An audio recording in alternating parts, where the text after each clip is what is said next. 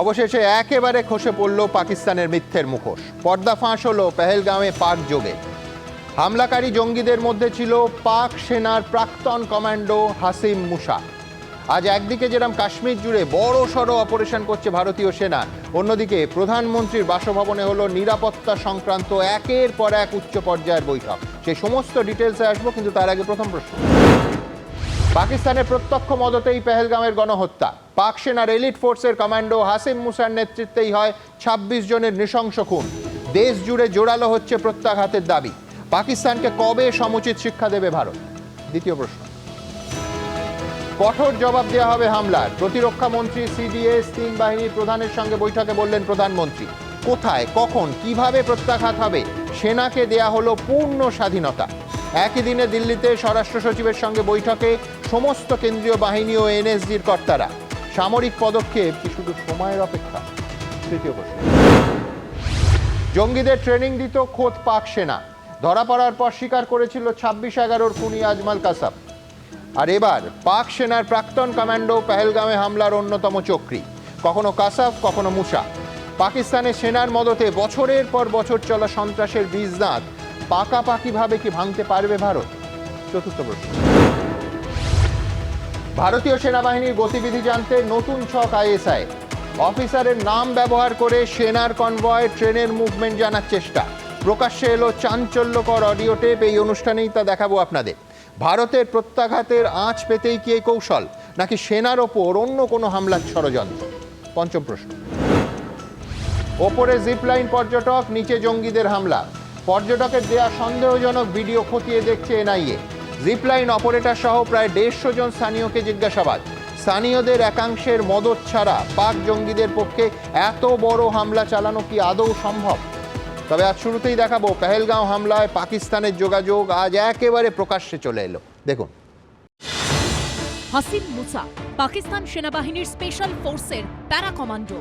আর এবার পেহেলগাঁও হত্যালীলায় তাঁরই জড়িত থাকার অকাট্য তথ্য প্রমাণ উঠে এলো গোয়েন্দাদের হাতে। এরই সঙ্গে কাশ্মীরের বুকে ভয়ঙ্কর জঙ্গি হামলার নেপথ্যে সরাসরি পাকিস্তানের হাত থাকার প্রমাণ আরও স্পষ্ট হয়ে গেল, যার ফলে দেশজুড়ে আরও জোরালো হলো পাকিস্তানকে দৃষ্টান্তমূলক জবাব দেওয়ার দাবি। मुझे लगता है आज जो सर्कमस्टांसेस बन रहे हैं, इससे बढ़िया टाइम नहीं हो सकता पीओके को रिक्लेम करने का, ये मेरा मानना है। সেনা সূত্রে খবর, যারা ওভারগ্রাউন্ড ওয়ার্কার হিসেবে জঙ্গিদের সহযোগিতা করত এমনই ১৫ জন স্থানীয়কে জিজ্ঞাসাবাদ করে পেহেলগাঁও হামলার সঙ্গে মুসার যোগের বিষয়টি নিশ্চিত হয়েছে।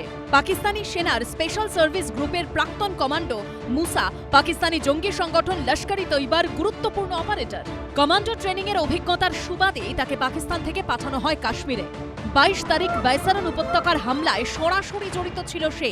সূত্রের খবর, কাশ্মীরের আরও বেশ কয়েকটি জায়গায় হামলার দায়িত্বও দেওয়া হয় মুসাকে। একজন ট্রেন্ড আর্মি সোলজার, সে যে দেশেরই হোক, এবং এরা স্পেশাল ফোর্সেস যদি হয়, তো তার জন্য এরকম একটা গ্রুপ অফ টেররিস্ট নিয়ে আসাটা অনেক সহজ হবে।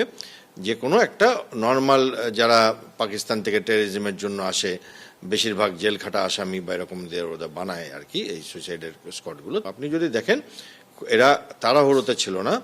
যেদিনকে অ্যাটাকটা হয়, খুব ঠান্ডা মাথায়, খুব নিখুঁতভাবে তারা অপারেশনটা করেছিল।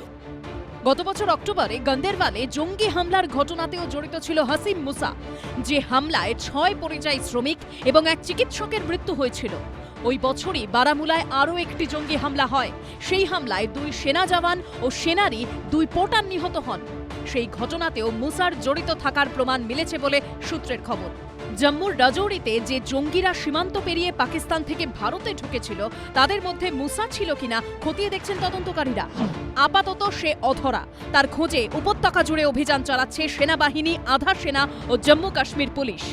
পাকিস্তানি জঙ্গি সংগঠন থেকে শুরু করে পাকিস্তান সেনা, পাকিস্তানের গুপ্তচর সংস্থা, পেহেলগাঁও হত্যালীলায় পাকিস্তানের হাত থাকার প্রমাণ যত স্পষ্ট হচ্ছে, ততই আক্রমণের ভয় আরও বেশি করে গর্তে ঢুকে যাচ্ছে ইসলামাবাদ, রাওয়ালপিন্ডির হত্যাকর্তারা। তাই কখনো আকাশসীমা বন্ধ করছে তারা, কখনো ভারতকে পরমাণু হামলার ভয় দেখিয়ে আক্রমণ প্রতিহত করার চেষ্টা করছে। আর উল্টো দিকে ভারত জুড়ে একটাই প্রশ্ন জোরালো হচ্ছে, পাকিস্তানের কোমর চিরতরে কবে ভাঙা হবে? সরকারি সূত্রের খবর, এই পরিস্থিতিতে মঙ্গলবার 3 বাহিনীর প্রধান, চিফ অফ ডিফেন্স স্টাফ ও জাতীয় নিরাপত্তা উপদেষ্টার সঙ্গে বৈঠকে সন্ত্রাসবাদীদের কি ধরনের জবাব দেওয়া হবে, টার্গেট কি হবে, প্রত্যাঘাতের সময় কি হবে, এই ধরনের অপারেশনাল বিষয়ে সিদ্ধান্ত নেওয়ার জন্য সামরিক বাহিনীকে পূর্ণ ছাড় দিলেন প্রধানমন্ত্রী। এবিপি আনন্দ। দেখুন, কেটে গেছে 7টা দিন, প্রত্যাঘাতের প্রহর গুনছে গোটা দেশ, শুরু হয়ে গেছে কাউন্টডাউন। বদলার রণকৌশল চূড়ান্ত করতে আজ প্রতিরক্ষামন্ত্রী, জাতীয় নিরাপত্তা উপদেষ্টা, চিফ অফ ডিফেন্স স্টাফ এবং 3 বাহিনীর প্রধানের সঙ্গে অত্যন্ত গুরুত্বপূর্ণ বৈঠক করলেন প্রধানমন্ত্রী। পাকিস্তানকে জবাব দেওয়ার জন্য 3 বাহিনীকে পূর্ণ স্বাধীনতা দিয়ে প্রধানমন্ত্রী বলেছেন কোট আনকোট কী ধরনের জবাব দেওয়া হবে, টার্গেট কি হবে, প্রত্যাঘাতের সময় কি হবে, তা দেশের সামরিক বাহিনী ঠিক করবে।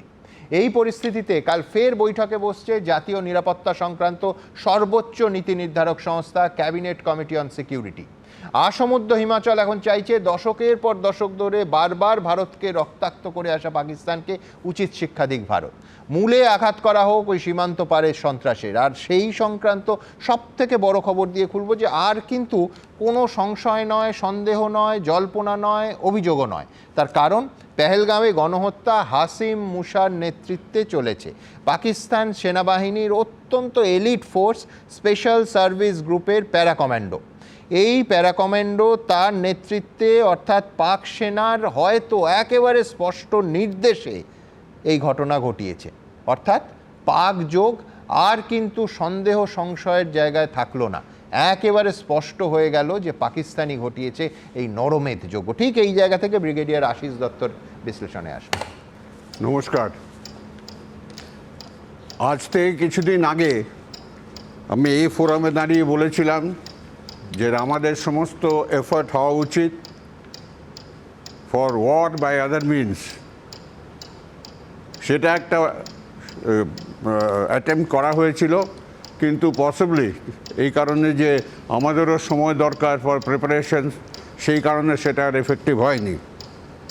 ওখানে একটা আমাদের অবশ্য সিরিয়াস উইকনেস আছে, কন্ট্রোল অফ এয়ার স্পেস। আমি এয়ারফোর্সের কথা বলছি না, air space in strategic areas sphere and other স্ফিয়ার্স China is very very strong at the moment, এবং ওদের নিউট্রালাইজ করার জন্যে equally important, technically competent rival দরকার। সেটা আমরা এখনো হতে পারিনি এবং বেশ কিছুদিন ধরে হতেও পারবো না। সুতরাং একটা ডিপ্লোম্যাটিক এফোর্ট দিয়ে যদি ওদের আটকানো যেত, I mean diplomatic effort by another state to suppress them may not work. সুতরাং এখন আমাদের যুদ্ধ ছাড়া কোনো গতি নেই। আপনাদের এক্ষুনি একটা নিউজ বলেছিলেন যে কন্ট্যাক্ট বা পাকিস্তান আমাদের অফিসারদের ক্লোন করে ফোন করা, একদম বিস্তারিত দেখাবো, অডিও টেপ শোনাবো এই অনুষ্ঠানে। ঠিক আছে, আপনি যেটা বলেছিলেন সেটা আমার মতে এখন অবসলিট। আমি 1967-এ আর্মি জয়েন করেছিলাম ইন এ ট্যাঙ্ক ব্রিগেড। আমরা দেখতাম ওখানে সবসময় গুপ্তচররা দাঁড়িয়ে আছে, যেমন কাশ্মীরে হয়েছে, লোকাল সাপোর্ট না থাকলে যেমন ওরা কিছু করতে পারতো না, এখানেও ঠিক তাই হতো, লোকে দূরবীন নিয়ে বসে থাকতো। এখন এটা রিডান্ডেন্ট, এখন সমস্ত কিছু স্যাটেলাইটে চলে আসে, একটা ট্যাঙ্ক মুভ করলেও স্যাটেলাইটে চলে আসবে। সুতরাং ওটা খুব একটা এখন ইম্পর্টেন্ট নয় আজকের কনটেক্সটে। আসি যুদ্ধের ব্যাপারে। আমাদের যে যুদ্ধে যেতে হতে পারে সেটা বোধহয় আমাদের থিঙ্ক ট্যাঙ্ক বা সেনাপ্রধানরা আগেই বুঝতে পেরেছিলেন। সেজন্য আমরা একটা প্রোঅ্যাক্টিভ অ্যাকশন নিয়েছিলাম। সেই প্রোঅ্যাক্টিভ অ্যাকশনটা হচ্ছে একটা ক্যারিয়ার গ্রুপ বেসড, যেটার মধ্যমণি হলো গিয়ে আইএনএস বিরাট। বিক্রম হ্যাঁ, আমি ভুল বলেছি, সরি, আমাকে মাফ করবেন। সেই carrier group with adequate protection including under ocean protection already was, মানে পাকিস্তানের খুব কাছে চলে এসছে। সুতরাং তখনই একটা হিন্ট আমরা পেতাম, পাওয়া উচিত ছিল যে যুদ্ধ অবশ্যম্ভাবী। যুদ্ধের একটা অপটিক্স রয়েছে। অপটিক্স হচ্ছে গিয়ে প্লেন উঠছে, জাহাজ যাচ্ছে, ট্যাঙ্ক অ্যাটাক করছে, ইনফ্যান্ট্রি চার্জ করছে, এগুলো অপটিক্যালি দেখতে ভালো লাগে। কিন্তু আমি আবার বলবো আমাদের এফর্ট ফেল করেছে আনফর্চুনেটলি, কিন্তু no country wants a body bag coming back. একদম বাড়িতে যে বডি ব্যাগ আসবে দুপক্ষেরই হবে।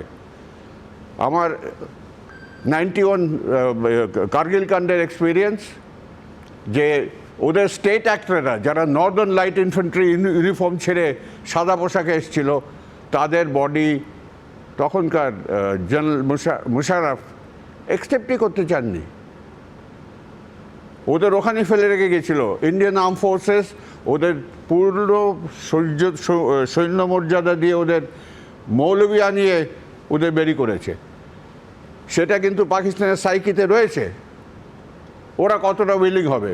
তারপর আমরা শুনছি যে আসিম মুনির চলে গেছেন, উনি নিউক্লিয়ার প্রুফ বাঙ্গারে আছেন, ওদের সব সেনাদের সিনিয়র অফিসারদের ফ্যামিলি বিদেশে চলে গেছে। এই পরিস্থিতিতে ওদের মধ্যে একটা সাইকোলজিক্যাল এফেক্ট আছে। একেবারে আমরা ব্রিগেডিয়ার দত্ত যেটা বলছেন সেটা হচ্ছে যুদ্ধ অবশ্যম্ভাবী একেবারে, কিন্তু সেটা কি যুদ্ধ? এখন যুদ্ধের তো নানা রকম ফর্ম আছে। টোটাল ওয়ার কি? যদি টোটাল ওয়ার হয়, আমি আবার আমার কালকের বক্তব্য এবং এত বছরের বক্তব্য রিপিট করব যে একদিকে দেশের অর্থনীতির প্রশ্ন এবং প্রচুর মানুষের প্রাণহানি, বাজার দর, জিনিসপত্রের দাম, এই সমস্ত কিছুর ওপর সেইটা ডিপেন্ড করছে। সুতরাং ভারত কি পূর্ণাঙ্গ যুদ্ধের দিকে যাবে? আমরা জানি না, উত্তর আমাদের হাতে নেই, কিন্তু নিঃসন্দেহে যুদ্ধের যেমন একদিক থেকে প্রত্যাশা তৈরি হয়েছে, এটা একেবারে ফ্যাক্ট, পাশাপাশি যুদ্ধের কিন্তু একাধিক নেতিবাচক দিকও রয়েছে, পাশাপাশি সেই দিকটাও আমাদের ভুললে চলবে না। কিন্তু ভারতের সিদ্ধান্ত নিঃসন্দেহে গোটা দেশের সিদ্ধান্তের পাশে দাঁড়াবে, এ নিয়ে সন্দেহের কোনো অবকাশ নেই। আমি এইখানে বারবার আবার পাকিস্তানের কথাটা আসছে, তার কারণ আবার সেই পুরনো কথা, আর সন্দেহ বা সংশয়ের জায়গাটা নয়। পাক যোগ এই হামলার পেছনে একেবারে স্পষ্ট হয়েছে। ঠিক এই স্পষ্টতার আগে রাষ্ট্রপুঞ্জের আলোচনা সভায় পাকিস্তান থেকে একেবারে কোট আনকোট অপরাধীদের স্বর্গরাজ্য বললেন রাষ্ট্রপুঞ্জে ভারতীয় দূত যোজনা প্যাটেল। ঠিক কি বলেছেন দেখাবো। It is unfortunate that one particular delegation has chosen to misuse and undermine this forum to indulge in propaganda and make baseless allegations against India. The whole world has heard Pakistan's Defense Minister Khwaja Asif admitting and confessing Pakistan's history of supporting, training and funding terrorist organizations in a recent television interview. This open confession surprises no one and exposes Pakistan as a rogue state fueling global terrorism and destabilizing the region. The world can no longer turn a blind eye. আপনারা জানেন, এই অনুষ্ঠানেই আপনাদের দেখিয়েছি আমার এক সময়ের সহযোগী চ্যানেল স্কাই নিউজের সেই সাক্ষাৎকার, যেখানে খাজা আসিফ একেবারে স্পষ্ট ভাষায় বলছেন যে আমেরিকা, ব্রিটেন সহ পশ্চিমী বিশ্বের জন্য 3 দশক ধরে আমরা এই নোংরা কাজ করে যাচ্ছি। কোট আনকোট এই অনুষ্ঠানেই একেবারে সরাসরি সেই সাক্ষাৎকারের অডিও আপনাদের দেখিয়েছি। ঠিক এইখান থেকে যে কোথায় বারবার সংশয়টা ছিল যে সরাসরি এই হামলার পেছনে পাকিস্তান আছে, কেন এই সংশয়টা আজ যা তথ্যে পরিণত হয়েছে সেই সংশয়টা দৃঢ় হচ্ছিল ঠিক কি কি ঘটনা থেকে, কোন কোন মন্তব্য থেকে দেখাবো। পেহেলগাঁও হামলায় প্রায় প্রতিদিনই পাকিস্তানের জড়িত থাকার একের পর এক অকাট্য প্রমাণ উঠে আসছে। জঙ্গিদের খোদ পাক সেনাপ্রধানের উস্কানির পর এবার পাকিস্তান সেনাবাহিনীর এলিট স্পেশাল সার্ভিস গ্রুপের কমান্ডো মুসার সরাসরি পেহেলগাঁও হত্যাকাণ্ডে জড়িত থাকার প্রমাণ তদন্তকারীদের হাতে চলে এলো। অর্থাৎ একসময় যে ছিল পাকিস্তানি সেনার কমান্ডো, আজ সেই জঙ্গি সংগঠন লস্কর-ই তৈবার অপারেটর। অর্থাৎ এক ব্যক্তির দুই রূপ, পাকিস্তান সেনা ও পাক জঙ্গি মিলেমিশে একাকার। আর তাই প্রশ্ন একটাই, পাকিস্তান সেনাকে নির্মূল না করলে কি সন্ত্রাসবাদকে পূর্ণরূপে উৎখাত করা সম্ভব? पाकिस्तान की आर्मी ही कोलैप्स कर जाएगी जब उसमें 2 फाड़ हो जाएंगे, तो लड़ने वाली आर्मी ऑब्वियसली जो है आधी तो वैसे ही भाग जाएगी। तो अल्टीमेटली जो बचेंगे उनको तो भारत ओवररन कर देगा। अल्टीमेटली ये इन एरियाज को होल्ड कौन करेगा? तो मेरा ये मानना है it is a matter of time इसके 4 हिस्से होना डेस्टिन्ड है। সম্প্রতি পাকিস্তানের সেনাপ্রধান কাশ্মীর ও হিন্দু ধর্ম নিয়ে উস্কানিমূলক মন্তব্য করেন। Our stance, government stance on Kashmir is absolutely clear. It was our jugular vein. It is our jugular vein. We will not forget it. And we will not leave our Kashmiri brethren in their heroic struggle, what they are waging against the Indian occupation. Well, our forefathers, they thought that we are different from the Hindus in every possible aspect of life. Our religion is different. Our customs are different. Our traditions are different. Our thoughts are different. Our ambitions are different. এরপরই পেহেলগাঁওয়ে জঙ্গি হামলা এবং বেছে বেছে হিন্দুদের খুন। খোদ পাক সেনার অন্দর থেকে স্পষ্ট হয়ে যায় হামলার নেপথ্যে সেনা প্রধানের উস্কানি কাজ করেছে। সূত্রের দাবি, পাক সেনার জয়েন্ট স্টাফ কমিটির চেয়ারম্যান শাহির শামশাদ মির্জা সেনার শীর্ষ স্তরের এক বৈঠকে বলেন, পেহেলগাঁওতে গণহত্যার জন্য জঙ্গিদের উস্কানি দিয়েছিলেন পাকিস্তানের সেনাপ্রধান আসিম মুনির। যখন তারা বলছে যে মার্কিন যুক্তরাষ্ট্রের কাছ থেকে তারা টাকা পেত এবং অন্যান্য পশ্চিমী দেশ থেকে তারা টাকা পেত, তারা টাকাটা পেত কারণ তাদের হয়ে গুন্ডামি করার জন্য। আজকে পাকিস্তান যা অর্থনৈতিক অবস্থা, তাদের অবস্থা ভিখারি দেশের থেকেও খারাপ। একটা ভিখারির পর্যায়ে এসে পাকিস্তান দাঁড়িয়েছে। তাদের কাছে কিছু নেই। আমেরিকা বা ব্রিটেনকে এই মুহূর্তে দোষ দিয়ে লাভ নেই। তারা গুন্ডাগিরি করেছে এবং গুন্ডাগিরির দশায় ভিখারি পর্যায়ে তারা এসে পৌঁছেছে। পেহেলগাঁও হামলার দায় স্বীকার না করলেও খোদ পাকিস্তানের প্রতিরক্ষা মন্ত্রী খোয়াজা আসিফ কার্যত স্বীকার করে নেন গত 3 দশক ধরে জঙ্গিদের সমর্থন এবং প্রশিক্ষণ দিয়েছে ইসলামাবাদ। ব্রিটিশ সংবাদ মাধ্যম স্কাই নিউজকে দেওয়া একটি সাক্ষাৎকারে তিনি বলেন, আমেরিকা, ব্রিটেন সহ পশ্চিমী বিশ্বের জন্য আমরা গত 3 দশক ধরে এই নোংরা কাজ করে দিচ্ছি। পেহেলগাঁও হামলা নেপথ্যে শুধু পাকিস্তানি সেনা নয়, পাকিস্তানের মাটিতে বসে থাকা জঙ্গি সংগঠনগুলির নেতাদের যোগও বারবার স্পষ্ট হয়ে যাচ্ছে। भाइयों, कश्मीर बहुत जल्द इंशाअल्लाह ला इलाहा इल्लल्लाह का कश्मीर बनने वाला है। जब 2 फरवरी 2026 आएगा, आपको कश्मीर में भी नक्शे धारे बदले हुए नजर आएंगे। अपना मुजाहिदाना, सिपाहियाना, बेबाकाना किरदार अदा करने की तौफीक अता फरमाए। मोदी ने कि जाओ जाकर तुमने श्रीनगर में आबाद होना है। मुजाहिदीन कश्मीर ने, जिया मुस्तफा ने चैलेंज को कबूल किया और कहा, मोदी बंद अदालत के अंदर तूने ये किया, कागज तेरा था, जज तेरा था, मैदान मुजाहिद का है, जरा करके देख। इंशाअल्लाह गोलियों की बुछारत से हम तुम्हारी गर्दनों को भी काटेंगे और शहादा की कुर्बानियों की लाज रखेंगे। এই ধরনের হুমকির পরই পেহেলগাঁওয়ে জঙ্গি হামলা হয়। এখন প্রশ্ন একটাই, পাকিস্তানকে জবাব দেওয়া কি শুধুই সময়ের অপেক্ষা? জঙ্গিদের বিরুদ্ধে অভিযান কি খুব দ্রুত শুরু হবে? সূত্রের খবর, টার্গেট ঠিক করা ও জবাব দেওয়ার সময় নির্ধারণের দায়িত্ব প্রধানমন্ত্রী সামরিক বাহিনীকে দিয়েছেন। তাহলে কি দ্রুত জবাব দেওয়া শুরু করবে বাহিনী? সুকান্ত মুখোপাধ্যায় ও সন্দীপ সরকারের রিপোর্ট, এবিপি আনন্দ। দেখুন, ভারতীয় সেনাবাহিনী এবং এনআইএ সূত্রে একটার পর একটা মারাত্মক তথ্য সামনে আসছে। এই যে হাসিম মুসা, এর নেতৃত্বেই অক্টোবর 2024-এ বারামুল্লা এবং গান্ডেলওয়ালে যে জঙ্গি হানা হয়েছিল, সেখানে 11 জন সহনাগরিককে আমরা হারিয়েছিলাম এবং এই 2 জঙ্গি হানা মিলিয়ে 11 জনের মধ্যে 3জন সেনা অফিসার ছিলেন, একাধিক চিকিৎসক ছিলেন এবং মোডাস অপারেন্ডিটা লক্ষ্য করুন, ঠিক এইভাবে যেভাবে পেহেলগাঁওয়ে হয়েছে, অমুসলমান দেখে দেখে হত্যা করা হয়। একেবারে স্পষ্ট প্রমাণিত হলো এই মুসার ইনভলভমেন্ট এবং তার নেতৃত্বে এই মারাত্মক গণহত্যা হয়েছে বলে, যে পাকিস্তান তার নিজস্ব সেনাবাহিনী দিয়ে রসদ জুগিয়ে সব থেকে সেনার স্কিল্ড অংশ, সেই কমান্ডোকে এইখানে অ্যাসাইনমেন্ট দিয়ে নিরীহ মানুষকে মারতে পাঠিয়েছিল। একেবারে পরিষ্কার হয়ে গেল। কর্নেল পৃথ্বীরঞ্জন দাসের কাছে তার বিশ্লেষণ শুনুন। নিঃসন্দেহে মুসার যে আইডেন্টিটিটা এখন প্রকাশিত হলো, তাতে পাকিস্তানের ইনভলভমেন্টটাকে একদম অ্যাসিওর্ড করছে, নিশ্চিত করছে। তাছাড়া এইমাত্র যে সংবাদে দেখানো হলো এবং সকালেও দেখানো হয়েছে যে পাকিস্তানের চিফ অফ স্টাফ কমিটির চেয়ারম্যান পাকিস্তানের আর্মি চিফকে ব্লেম করছে, দোষারোপ করছে এই পেহেলগাঁও বৈশাখে যে হত্যা লীলার জন্য। তো এতে পাকিস্তান ইনভলভ, এতে কোনো রকম বিন্দুমাত্র সন্দেহ কারো থাকা উচিত নয়। এখন যুদ্ধটা কিভাবে হবে, কতটা তাড়াতাড়ি হবে, কতটা তাড়াতাড়ি শেষ হবে, সেটা আমাদের দেখা। তবে আজকের যে যুদ্ধ, এখনকার সময়ের যে যুদ্ধ, ক্যামোফ্লেজ কনসিলমেন্ট করে বসে থাকা, শত্রুর জন্য অপেক্ষা করা বা আমরা শত্রুর এলাকায় গিয়ে আঘাত আনা, সেই সময়টা চলে গেছে। এখন হচ্ছে শুধু একটা মাত্র জিনিস সিক্রেট, যে কমান্ডার অ্যাট অল লেভেল তারা কিভাবে প্ল্যান করে মূল অপারেশনটাকে করবে, কত দ্রুততার সাথে।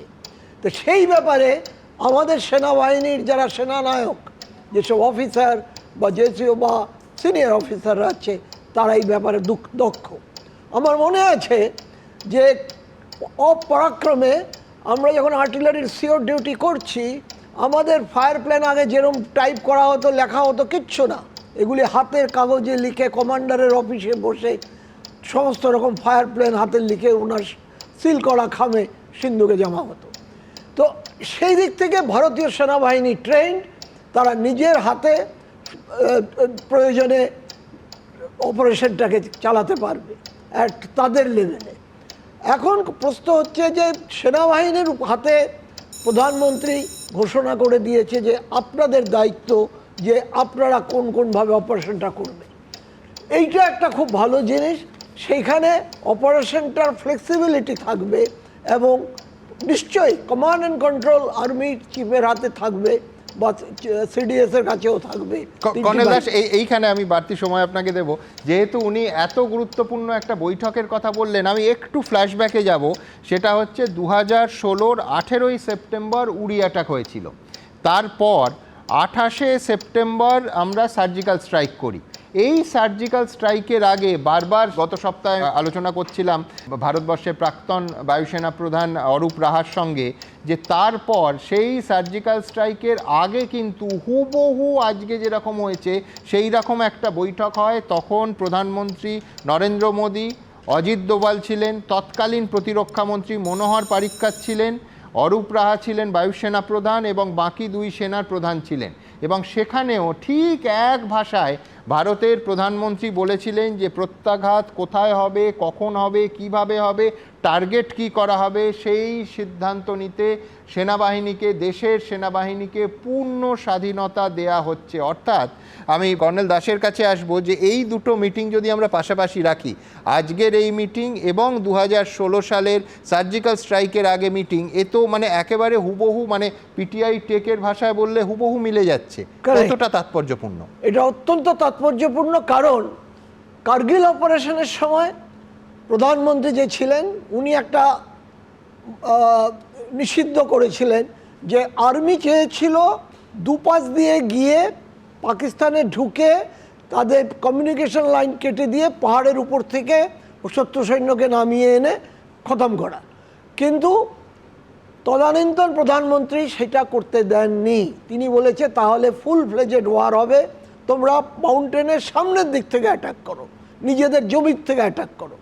কিন্তু মাউন্টেন ওয়ারফেয়ারে আমাদের সবসময় সেখানে হয় যে সামনের দিক দিয়ে অ্যাটাক করাটা হচ্ছে সবচেয়ে বেশি ক্যাজুয়ালিটি, কিন্তু ভারতীয় সেনা সেটা করে দেখিয়েছে। আমাদের 526 জন সৈন্য এবং অফিসার মারা গেছে, সেটা আরেকটু কম হতে পারতো যদি ভারতীয় সেনাকে আজকের মতো ফ্লেক্সিবিলিটিটা দেওয়া হতো। অনেক ধন্যবাদ আপনাকে। আমি আবার বলছি যে আজকের এই মিটিং অত্যন্ত তাৎপর্যপূর্ণ, তার কারণ হুবহু দুটো মিটিং ওই 2016 সালের সেপ্টেম্বর মাসের সার্জিক্যাল স্ট্রাইকের আগে, 28শে সেপ্টেম্বর সার্জিক্যাল স্ট্রাইক হয়, তার আগে প্রধানমন্ত্রী নরেন্দ্র মোদীর নেতৃত্বে যে মিটিং হয়েছিল, যেখানে অজিত দোভাল ছিলেন, তৎকালীন প্রতিরক্ষামন্ত্রী মনোহর পারিক্কর ছিলেন, অরূপ রাহা তৎকালীন বায়ুসেনা প্রধান এবং বাকি দুই সেনার শীর্ষ অফিসাররা ছিলেন, সেই মিটিংয়েও হুবহু এইভাবে বলা হয় যে প্রত্যাঘাত কখন করা হবে, কি টার্গেট রাখা হবে এবং সেই সিদ্ধান্ত নিতে পূর্ণ স্বাধীনতা দেয়া হয় সেনাবাহিনীকে। দুটো ছবি কিন্তু আজকে ঘটনাচক্রে কিনা জানি না হুবহু মিলে যাচ্ছে। আমি এইখান থেকে আমার পরের অংশে আসব, যেটা অত্যন্ত তাৎপর্যপূর্ণ। আপনাদের মনে থাকবে যে 26/11 পর যখন আজমাল কাসাব ধরা পড়ে তখন সে পুলিশকে স্টেটমেন্ট দেয় এবং সেই স্টেটমেন্টে বলে যে দীর্ঘদিন ধরে 3 মাস থেকে শুরু করে 1 বছর অবধি তাদের ট্রেনিং হয়েছিল পাকিস্তানের খাইবার পাখতুনখোয়া প্রদেশে। যেই ট্রেনিং ক্যাম্পে একজন আসতেন, তিনি পাক সেনার, তাকে ডাকাই হতো মেজর জেনারেল বলে। ভাবুন, পাক সেনার মেজর জেনারেল, পাক সেনার বর্তমান এবং প্রাক্তন অফিসাররা ওই ক্যাম্পে আজমালদের ট্রেন করত এবং 26/11 যারা অংশ নিয়েছিল, ওই নরহত্যা চালিয়েছিল, তাদের 10 জনকে ট্রেনিং দেয়া হয়। এবং পাশাপাশি রাখুন, একটা ত্রিভুজ আঁকার চেষ্টা করছি আমি। ত্রিভুজের একটা দিকে যদি পাক সেনার ইনভলভমেন্ট, মেজর জেনারেল ইনভলভমেন্ট থাকে, আরেকটা ত্রিভুজের বাহু হচ্ছে তাদের মোটিভেট করতে লস্করের অন্যতম প্রতিষ্ঠাতা এবং প্রধান হাফিজ সঈদ আসতো। এই ক্যাম্পে ত্রিভুজের তৃতীয় বাহুটা ছিল আইএসআইয়ের। আইএসআইয়ের কমান্ডাররা নিয়মিত আসতো, অর্থাৎ এই ত্রিভুজের একদিকে আইএসআই, একদিকে সেনাবাহিনী, একেবারে সরাসরি পাক সেনাবাহিনী, এবং আরেকদিকে লস্কর। এই ত্রিভুজটা 2008-এ কাজ করেছিল। আমাদের সংশয়, সন্দেহ এবং আজকের ঘটনার পরে প্রায় সিদ্ধান্তে আসার সময় বোধহয় চলে এসেছে যে যে ত্রিভুজটা 2008-এ কাজ করেছিল সেই ত্রিভুজটা 2025-এ অর্থাৎ আজকের ভারতবর্ষে সেই একইভাবে কাজ করছে। ঠিক এইখানে আমি আমার পরের প্রতিবেদনটা রাখবো, তারপর প্রাক্তন বিএসএফ কর্তা সমীরদার কাছে আসবো। দেখুন, ভারতীয় গণতন্ত্রের পীঠস্থান সংসদে হামলা থেকে 26/11 মুম্বাই হামলা, পাঠানকোট, পুলওয়ামার পর এবার পেহেলগাঁও। সরাসরি যুদ্ধে 4বার পরাজিত হওয়ার পর গত কয়েক দশক ধরে জঙ্গি পাঠিয়ে বারবার ভারতকে রক্তাক্ত করছে পাকিস্তান। আক্রমণের নেপথ্যে বারবারই উঠে আসে ত্রিভুজ সমীকরণ। সামনে জঙ্গি সংগঠন, পিছনে পূর্ণ মদত দেয় পাকিস্তানি সেনাবাহিনী ও পাক গুপ্তচর সংস্থা ইন্টার সার্ভিসেস ইন্টেলিজেন্স বা আইএসআই। এমন একটা পরিস্থিতি তৈরি হয়ে গেছে এখন যে আইএসআই, আর্মি এবং জঙ্গি এদের আলাদা করে দেখাই মুশকিল হয়ে দাঁড়িয়েছে।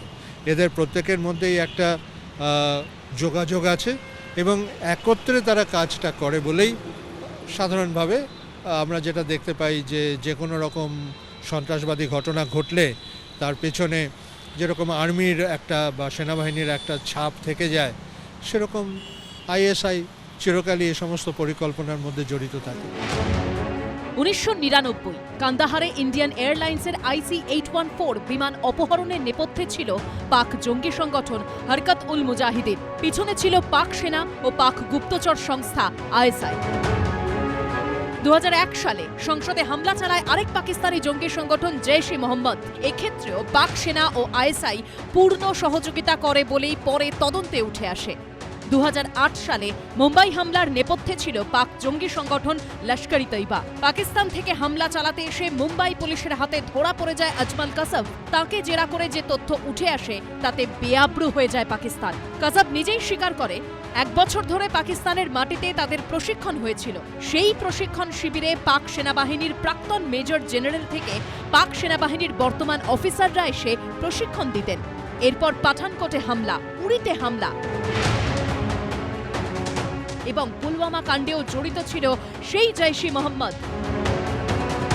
ও তাদের মদতদাতা ছিল পাক সেনা ও পাক গুপ্তচর সংস্থা আইএসআই।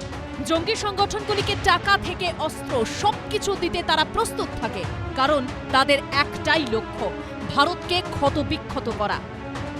পাকিস্তানের একটা জিনিস হচ্ছে যে পাকিস্তান বা inter service intelligence denial factor, কোনো একটা ঘটনাকে কিন্তু ওরা স্বীকার করে না ওরা। এবং সব থেকে এখানে হচ্ছে যে এই যে হোমগ্রাউন্ড মিলিটেন্ট যেগুলি, যত কাশ্মীরি বা ইন্ডিয়ান অনেক অনেক জায়গা থেকে রিক্রুট করে ওরা ট্রেনিং দিয়ে তাদের কাজে লাগায় এরা। এবার পেহেলগাঁওয়ে হামলার ঘটনাতেও হামলাকারী জঙ্গিদের নেতৃত্ব দিয়েছিল হাশিম মুসা, যে একটা সময় ছিল পাকিস্তান সেনাবাহিনীর এসএসজির কমান্ডো। কৃষ্ণেন্দু অধিকারীর রিপোর্ট, এবিপি আনন্দ। এই মোসার পাশে রাখুন আজমাল কাসাবকে। কেন এই কথা বলছি? ঠিক একইভাবে 2008-এর মুম্বাই হামলার পর একমাত্র জীবিত জঙ্গি ছিল আজমাল কাসাব। সে একেবারে পরিষ্কার ভাষায় জানিয়েছিল যে 3 মাস ধরেই পাকিস্তানের খাইবার পাখতুনখোয়া প্রদেশে তার পাহাড়ি এলাকায় এই ট্রেনিং চলে। ঠিক কী বলেছিল? একেবারে স্পষ্ট সেই নার্কো টেস্টের ফুটেজ আপনাদের দেখাবো। ये ट्रेनिंग कितने दिन का लिया तुम? ट्रेनिंग 3 माह 3 माह का।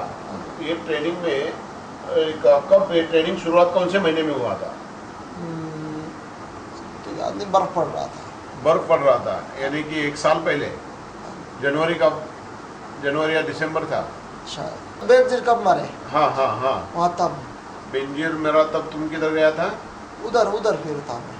मानसेरा हाँ शहर है बड़ा, हाँ। उसके साथ एक इलाका है, गांव है बट्टल, बट्टल।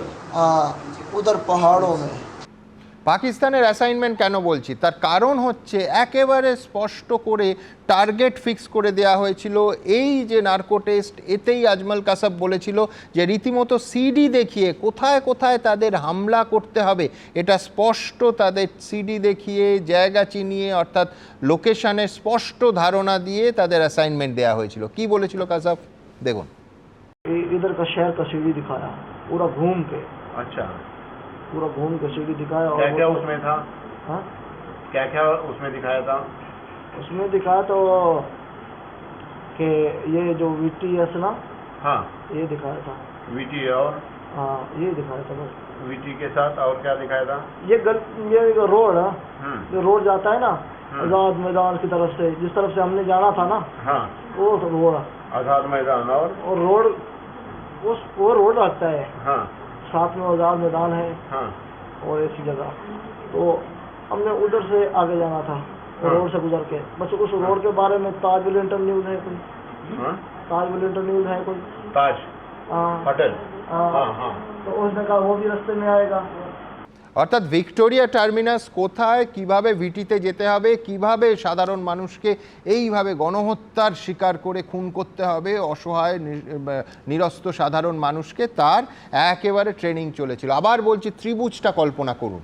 একটা বাহু হচ্ছে পাক সেনাবাহিনী, একটা বাহু হচ্ছে ISI এবং তৃতীয় বাহু হচ্ছে লস্কর। আবার বলছি, 2008 সালে এই ত্রিভুজটা কাজ করেছিল। আমাদের প্রশ্ন, এবং যেটা প্রায় সিদ্ধান্তে উপনীত হওয়ার মতো অবস্থা, এত তথ্য প্রমাণ এসছে যে 2025-এও সেই একই ত্রিভুজ কাজ করছে। একমত কিনা সমীর মিত্র, প্রাক্তন BSF প্রধান, তার কাছ থেকে শুনবো। আচ্ছা, অনেকেই আমরা যুদ্ধ করছি। একটা জিনিস আমাদের হয়তো মনে রাখা দরকার যে war is the ugliest game that we have to play, যদি আমাদের দরকার পড়ে। হ্যাঁ, কারণটা হচ্ছে যে ইট নেভার, কোনো পক্ষই কিন্তু জয়ী হয় না পরে শেষের দিকে। কাসবের ব্যাপারটা যেটা ছিল, একটা জিনিস যেটা হচ্ছে যে কাসব যখন ওকে নৌকো থেকে ওরা এসে নামলো, এবং এই জায়গাগুলোতে প্রত্যেকটাই আমাদের বোধহয় কিছুটা করতে হবে যে লেসন্স কী আমরা লার্ন করেছিলাম সেই সময়, সেটা কিন্তু আমরা এখনও করে উঠতে পারিনি, যেটা আমাদের করা উচিত ছিল এতদিনে। কাসবের যেটা হলো সেটা, তারপরে ওকে কিন্তু যারা হ্যান্ডলার ছিল পাকিস্তানে বসে কনস্ট্যান্ট কিন্তু ওদের দিয়ে যাচ্ছে যে কোথায় কি হবে, কোথায় কিছু হবে না, এবং তোমরা কিভাবে কাজটা করবে। ফাইনালি যেটা হয়েছে আমরা সবাই জানি। কিন্তু যদি আমরা এই বর্তমান যেটা পেহেলগামেরটা দেখি, it is more refined, better trend একদম। এবং সেই জায়গাটায় সমিত, আমি শুধু বলছি সেটা হচ্ছে আজমল কাসাব কিন্তু একেবারে আনপড় নোভিস, তাকে ট্রেন করতে হয়েছিল।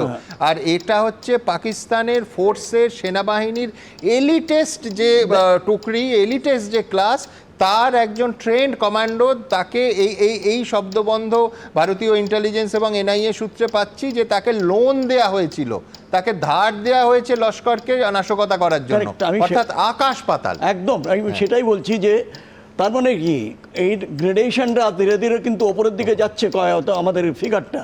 তুমি যেটা বললে যে ত্রিভুজের মধ্যে, আমাদের সেই ত্রিভুজের একটা ভুজ এরা।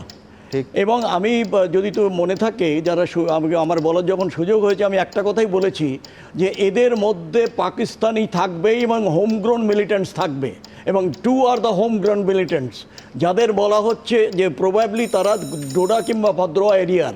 আমি এটাও বলেছিলাম যে যেদিন হয়েছে যে Kishtwar route should be protected immediately sealed. Kishtwar থেকে, that is the escape route for anybody, এবং কিস্তোয়ার থেকে ওখান থেকে ডোডা ভদ্রোয়া হয়ে তুমি যেদিকে খুশি চলে যেতে পারো। কিন্তু আনফর্চুনেটলি সেটা হয়নি আর কি। আমাদের যাদের মারা হলো সেই 26 জন, যার মধ্যে একজন ছিল পনিওয়ালা।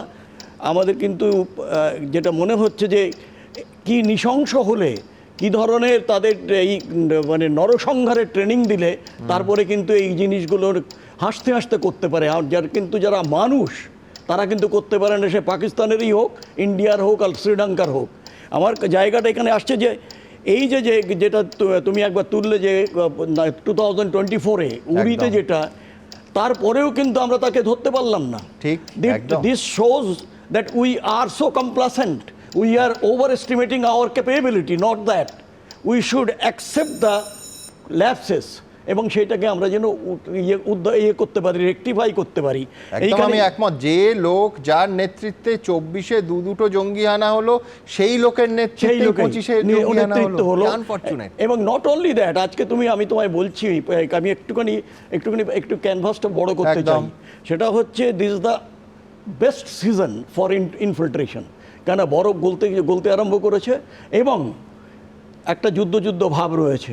মুনির, this chap was very close to Munir, যে মুসা, যে আমাদের পাকিস্তানের আর্মি চিফের, এবং ও বলেছে যে ওর কাছ থেকে লোন নিয়েছে because he is a ruthless killer, he is a hired killer. এবং সেই জায়গাটায় আজকে 7 দিন হয়ে গেল, আমরা তার কোনো রকম হয়ারে বুঝতে পারলাম না, অথচ আমরা বাড়ি টাড়ি ভেঙে দিচ্ছি, অনেক জায়গায় এখানে থাকতো। যদি সেই জায়গাটাই হয় তাহলে এতদিন তাদের অ্যারেস্ট করা হয়নি কেন? একদম আমরা কি বাড়তে দিতে চাই তারা? Should they grow more? No. আজকে যেটা হয়েছে, আমরা আশা করব যে 3টে সার্ভিসেস একসঙ্গে তাদের ইয়ে করা হয়েছে, and they will do justice. যারা যে পূর্ণ স্বাধীনতা দেয়া হয়েছে সেনাবাহিনীর সিদ্ধান্ত নেওয়ার ক্ষেত্রে, সেই পূর্ণ স্বাধীনতার সদ্ব্যবহার একদম, সেটাই আমি বলছি। বাট মানে আমরা উই আর নট কিলার্স, একদম। কিন্তু সব কিছু ইয়ে করে যেখানে আমার প্রয়োজন, সেখানে এটা যুদ্ধ যেহেতু, সুতরাং সেখানে কিছুক্ষণের জন্য একটু পাশে সরিয়ে আমাদের we have to take revenge, কারণ those souls are haunting us, যে আমরা মরে গেছি অথচ এখন 7 দিন হয়ে গেছে, nobody has bothered to tell us যে আমাদের সেই প্রতিশোধটা নিতে পারি কিনা, সেই প্রত্যাঘাত কেন হয়নি এতদিনে, এটা তাদের মনে আসবে, তাদের পরিবারের মনে আসবে। আমার মনে হয় যে এই জায়গাটায় যে কার্যগুলো করা দরকার, তার মধ্যে একটা জিনিস বোধহয় আমরা আনিনি, আমি একটু তোমার অনুমতি নিয়ে আনছি।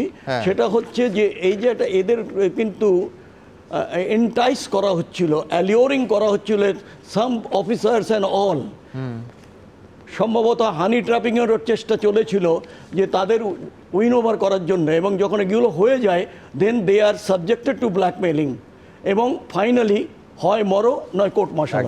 সুতরাং এই যে জায়গাগুলো, সেগুলো খবর রাখতে হবে। কিন্তু আমাদের আশু যেটা দেশ চাইছে, এই 5 জনকে যদি নাও পারো অন্তত কাউকে তো তুমি দেখাও। আমরা একটা বড় ব্যাপারে যেতে চাই না। আজকে 5 জনের একটা এই জায়গাটায় এত ট্রুপস, এত পুলিশ কেন? এটা কোনো জায়গায় আমরা অনেক ধন্যবাদ সমিতদা। একেবারে স্পষ্ট করে যেটা তুললেন, আমরা কি আত্মসন্তুষ্ট হয়ে পড়েছিলাম? নয়তো এক হচ্ছে এই হামলা, এবং তারপরে আজকে 7 দিন কেটে গেছে, এখনো পর্যন্ত কিন্তু কোনো গ্রেফতারি, তারা এর সঙ্গে যুক্ত যারা, তাদের সন্ধানে তল্লাশি চলছে।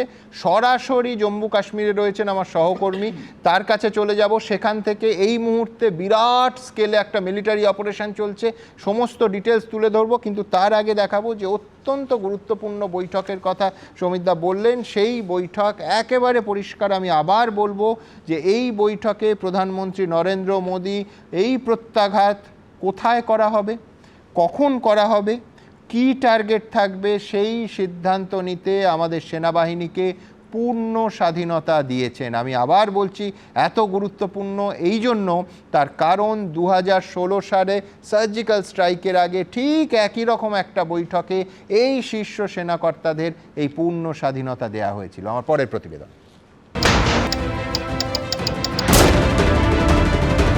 দেশ চাইছে প্রত্যাঘাত। এই পরিস্থিতিতে দিল্লিতে উচ্চ পর্যায়ের বৈঠকের পর জবাব দেওয়ার জন্য 3 বাহিনীকে পূর্ণ স্বাধীনতা দিলেন প্রধানমন্ত্রী। সরকারি সূত্রের খবর, কি ধরনের জবাব দেওয়া হবে, টার্গেট কি হবে, প্রত্যাঘাতের সময় কি হবে, এই ধরনের অপারেশনাল বিষয়ে সিদ্ধান্ত নেবার জন্য সামরিক বাহিনীকে পূর্ণ ছাড় দিলেন প্রধানমন্ত্রী। কখনো মরুভূমিতে ধুলোর ঝড় তুলছে ট্যাঙ্ক,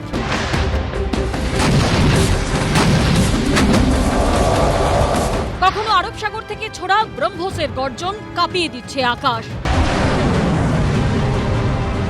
পেহেলগাঁওয়ের হত্যালীলার প্রতিশোধ নিতে প্রস্তুত সেনা, নৌসেনা, বায়ুসেনা। হামলার 7 দিন পেরিয়ে গেলেও এখনো ধরা পড়েনি জঙ্গিরা। তবে তাদের খোঁজে কাশ্মীরের কোনায় কোনায় চলছে চিরুনি তল্লাশি।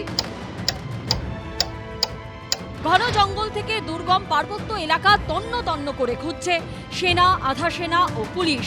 রাস্তাঘাটে চলছে নাকা চেকিং ও কড়া নজরদারি। দেখা যাচ্ছে যে ইতিমধ্যে সেনাবাহিনীর তরফে এরিয়াতে তারা ঘুরে বেড়াচ্ছেন এবং তারা কিন্তু একেবারে এলাকা দেখছেন শান্ত রয়েছে কিনা বা কোথাও কোনো অশান্তি রয়েছে কিনা। গোটা এরিয়া, যেটাকে বলা হয় যে এরিয়া ডমিনেশন। এই পরিস্থিতিতে মঙ্গলবার প্রতিরক্ষা মন্ত্রী রাজনাথ সিং, জাতীয় নিরাপত্তা উপদেষ্টা Ajit Doval, chief of defence staff general Anil চৌহানের সঙ্গে বৈঠক করেন প্রধানমন্ত্রী নরেন্দ্র মোদী। উপস্থিত ছিলেন সেনার 3 বাহিনীর প্রধানও। সূত্রের খবর, বৈঠকে 3 বাহিনীর পেশাগত দক্ষতার পূর্ণ আস্থা ব্যক্ত করেন প্রধানমন্ত্রী। তিনি বলেন, সন্ত্রাসবাদকে কড়া জবাব দেওয়া আমাদের রাষ্ট্রীয় সংকল্প। এদিন জরুরি বৈঠকে বসেন কেন্দ্রীয় স্বরাষ্ট্র সচিবও। উপস্থিত ছিলেন বিএসএফ, এনএসজি, অসম রাইফেলস, সিআরপিএফ, এসএসবি, সিআইএসএফ এর শীর্ষ কর্তারা। এই তৎপরতার মধ্যেই দেশবাসীর প্রশ্ন, পাকিস্তানকে কবে জবাব দেবে মোদী সরকার? কখন, কিভাবে, কত গভীরে? केवल पाकिस्तान के पास न्यूक्लियर वेपन्स हैं और भारत के पास कक नहीं है। हमारे पास 180 के करीब न्यूक्लियर वेपन्स हमारे पास हैं और ये जो हैं ये इनकी जो टनेज है वो पाकिस्तान के 1.5 पौए 2 पौए के बॉम्ब से कहीं ज्यादा है। अगर हमने एक अग्नि 5 भी डाल दिया MIRV पाकिस्तान के ऊपर, तमाम शहर तबाह हो जाएंगे साहब। एक अग्नि 5 से एक नहीं तो किसको धमकी दे रहे हो? We are nuclear. Pakistan knows very well that within the first hour, if they even try, they will be wiped out from the earth.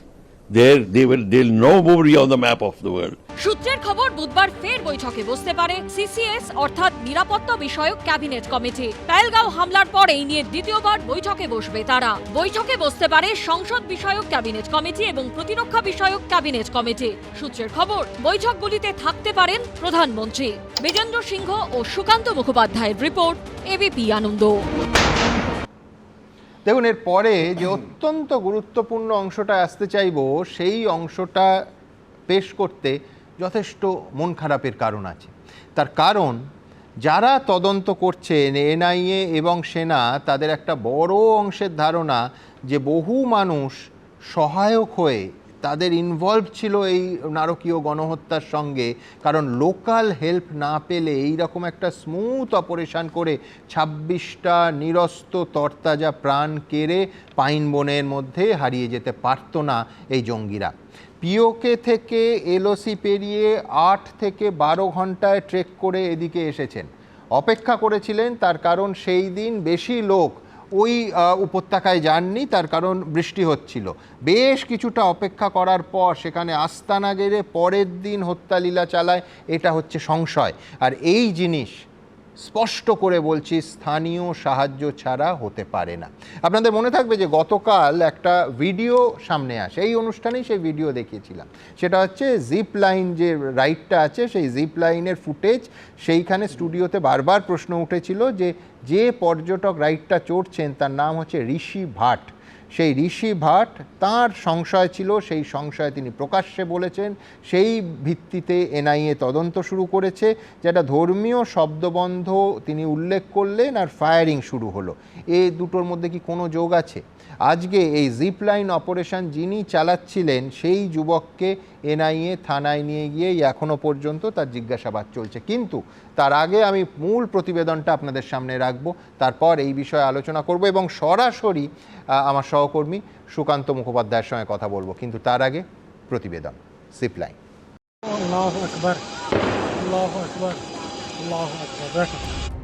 পেহেলগাঁওতে হামলাকারী জঙ্গিদের কি মদত জুগিয়েছিল স্থানীয়দেরকেও? তা খুঁজে বার করতে এখন তৎপর গোয়েন্দারা। এর মধ্যে এনআইএ তদন্তকারীদের নজরে রয়েছে সোমবার সামনে আসা এই ভিডিও। এখানে যে জিপ লাইনের অপারেটরকে দেখা যাচ্ছে, তাকে সোমবারের পর মঙ্গলবারও জিজ্ঞাসাবাদ করছেন গোয়েন্দারা। এই ভিডিওতে এক পর্যটকের ক্যামেরায় বন্দী হয় বৈশরণের হাড় হিম করা জঙ্গি হামলার ছবি। ভিডিওয় একদম শুরুতে দেখা যায় পর্যটক রাইড শুরু করার আগে জিপ লাইনের অপারেটর মুজাব্বিল বাদিকে তাকিয়ে রয়েছেন, যেদিকে গুলি চলে। ভিডিওতে দেখা যাচ্ছে এরপর তিনি বলেন আল্লাহু আকবার। প্রায় সঙ্গে সঙ্গেই উপত্যকা থেকে শোনা যায় গুলির শব্দ। তারপর আরো দুবার আল্লাহু আকবার বলেন জিপ লাইন অপারেটর মুজাব্বিল। আল্লাহু আকবার, আল্লাহু আকবার, আল্লাহু আকবার। वो बंदा 3 बार बोल रहा है अल्लाहू अकबर अल्लाहू अकबर अल्लाहू अकबर और फिर फायरिंग स्टार्ट हुई। কেন্দ্রীয় এজেন্সি এনআইএ ওই জিপ লাইন অপারেটর মুজাব্বিলকে জিজ্ঞাসাবাদ শুরু করেছে। क्यों बोला अल्लाह वो जब वो धमाक हो गया वहाँ पर, हाँ इसलिए। अच्छा, आपने भी तो देखा होगा वो वीडियो, तो अब क्यों बोला मुजम्मिल ने अल्लाह अकबर, उसी के बाद गोलियां चलने लगी? हाँ नहीं, उससे अभी पहले ही किया है, जब उसने सुना है फिर बोला है, 3 बार बोला है अल्लाह अकबर। हाँ, बस यही तो बात है। लेकिन ये कहा जा रहा है कि अल्लाह अकबर, मुजम्मिल के अल्लाह अकबर बोलने के बाद ही गोलियां चलने लगी। नहीं, पहले ही जब उसने सुना है, जब फिर जैसे गोली का आवाज़ हुआ है, उसने बोला है अल्लाह अकबर। শুধু অবশ্য জিপ লাইন অপারেটর মুজাম্মিল নয়, স্থানীয় টাট্টুওয়ালা, টুরিস্ট গাইড সহ প্রায় 150 জনকে জিজ্ঞাসাবাদ করা হয়। पहलगाम पुलिस स्टेशन जो है वो बुलाया जा रहा है और उनसे जानकारियां जो है इकट्ठा की जा रही हैं, ताकि किसी भी तरीके का कोई सुराग, कोई क्लू जो है वो उन आतंकियों के बारे में जो सुरक्षा एजेंसियां हैं, जो इन्वेस्टिगेटिव एजेंसियां हैं, उनके हाथ लग सके, ताकि जो आतंकी हैं उन तक पहुंचा जा सके। आप लोगों को बुलाया गया पुलिस स्टेशन बुलाया गया। किस लिए बुलाया गया, क्या फोन आया? बोलते हैं क्या हुआ क्या नहीं है। 22 तारीख को, जिस दिन अटैक हुआ था। जी। বিশেষজ্ঞরা বলছেন পাকিস্তান থেকে এসে ট্রেক করে বৈশরণে পৌঁছে জঙ্গিরা যেভাবে হামলা চালিয়েছে সেটা স্থানীয় কারো সাহায্য ছাড়া কোনোভাবেই সম্ভব নয়। এই কমপ্লিট যারা ঘোড়াওয়ালা, যারা এই জিপ লাইন ট্রাভেলার স্পোর্টস, এদের একটা খবর ছিল আমার মনে হয়েছে, এদের কাজ কারবার দেখে, এদের বডি ল্যাঙ্গুয়েজ দেখে, যে এরা যে একদম অজ্ঞাত ছিল সেরকম না। লোকাল সাপোর্ট ছাড়া কখনো সম্ভব না, কোনো জায়গায় কোনো টেররিজম অ্যাক্টিভিটি লোকাল সাপোর্ট ছাড়া সম্ভব না। বৈশরণ হামলার পর পেরিয়ে গেছে 1 সপ্তাহ। জঙ্গিরা কোথায় লুকিয়ে রয়েছে, স্থানীয়দের জিজ্ঞাসাবাদ করে কবে মিলবে সূত্র? এবিপি আনন্দ। ওই জিপ লাইনে যিনি উঠেছিলেন ঋষি ভাট, কি বলছেন তিনি, দেখাবো। हम लोग वहाँ पे पहले पहुँचे थे, हमने वहाँ पे फ़ोटोग्राफ्स लिए, वीडियोग्राफी ली। वहाँ पे एडवेंचर बहुत सारे थे, तो फिर हमने एडवेंचर करने का सोचा। पहले मेरे बच्चे ने एडवेंचर किया, फिर वहाँ पे ज़िप लाइन थी, हम ज़िप लाइन में गए। तो वहाँ पे काफ़ी सारी लंबी लाइन थी। 3 फैमिली पहले गए, हस्बैंड वाइफ और उनका लड़का, फिर दूसरी फैमिली गई, फिर हमारी बारी थी। हमारी बारी में मेरी लड़का पहले गया, फिर मेरी वाइफ गई, फिर मेरी बारी थी। और मैं जब गया, मैं स्टार्ट हुआ तब ऑलरेडी वहाँ पे फायरिंग होना शुरू हो गया था। मैं जिप लाइन में था तब, और मैंने देखा कि नीचे 5-6 लोगों को गोलियाँ लग गई है, गोली। और मैंने देखा, फिर वहाँ से मैं नीचे पहुँचा तो वहाँ से जिप लाइन खोल के मैं कूद गया और मेरी बीवी बच्चों को लेके वहाँ से तुरंत भागना शुरू किया। मैंने एक चीज़ देखी कि जो बंदा हमको जिप लाइन करवा रहा था, मेरे आगे 9 से 10 लोग गए। जिन लोगों ने जिप लाइन की वो सब लोग जिप लाइन किए, तब तक वो बंदा कुछ नहीं बोल रहा था। पीछे दूसरा जो बंदा बेल्ट लगा रहा था सबको, वो वहाँ पे बैठे बैठे कुछ उर्दू की किताब पढ़ रहा था। दूसरी चीज़ हमने देखी कि जो 9 लोग गए तब तक उसने कुछ नहीं बोला। जब मैं गया तब 1:28 PM को ही वहाँ पे फायरिंग हुई, और 1:28 PM पे ही वो बंदा 3 बार बोल रहा है अल्लाहू अकबर अल्लाहू अकबर अल्लाहू अकबर, और फिर फायरिंग स्टार्ट हुई। तो वो चीज़ पे मैं गौर करूँगा कि वो बंदा कहीं ना इन्वॉल्व होगा या फिर वो खुद हो सकता है, क्योंकि आगे की मैंने देखा तो आगे के 20 मिनट के वीडियो में वो कहीं भी ऐसा कुछ नहीं बोल रहा है। जब फायरिंग हुई उसके 1 सेकंड पहले ही उसने ये चीज़ बोली है। সরাসরি আমার সহকর্মী সুকান্ত মুখোপাধ্যায়ের কাছে চলে যাব। সুকান্ত, এক হচ্ছে 3টে মেজর অ্যাক্টিভিটি এই মুহূর্তে ওখানে হচ্ছে। এক, যে মেজর আর্মি অপারেশন হচ্ছে গোটা জম্মু কাশ্মীর জুড়ে, যেটা তুমি সকাল থেকে কভার করছো। 2 হচ্ছে এই জিপ লাইন অপারেটরের মতো অন্তত 150 জনকে পেহেলগাঁওতে জিজ্ঞাসাবাদ করা হচ্ছে।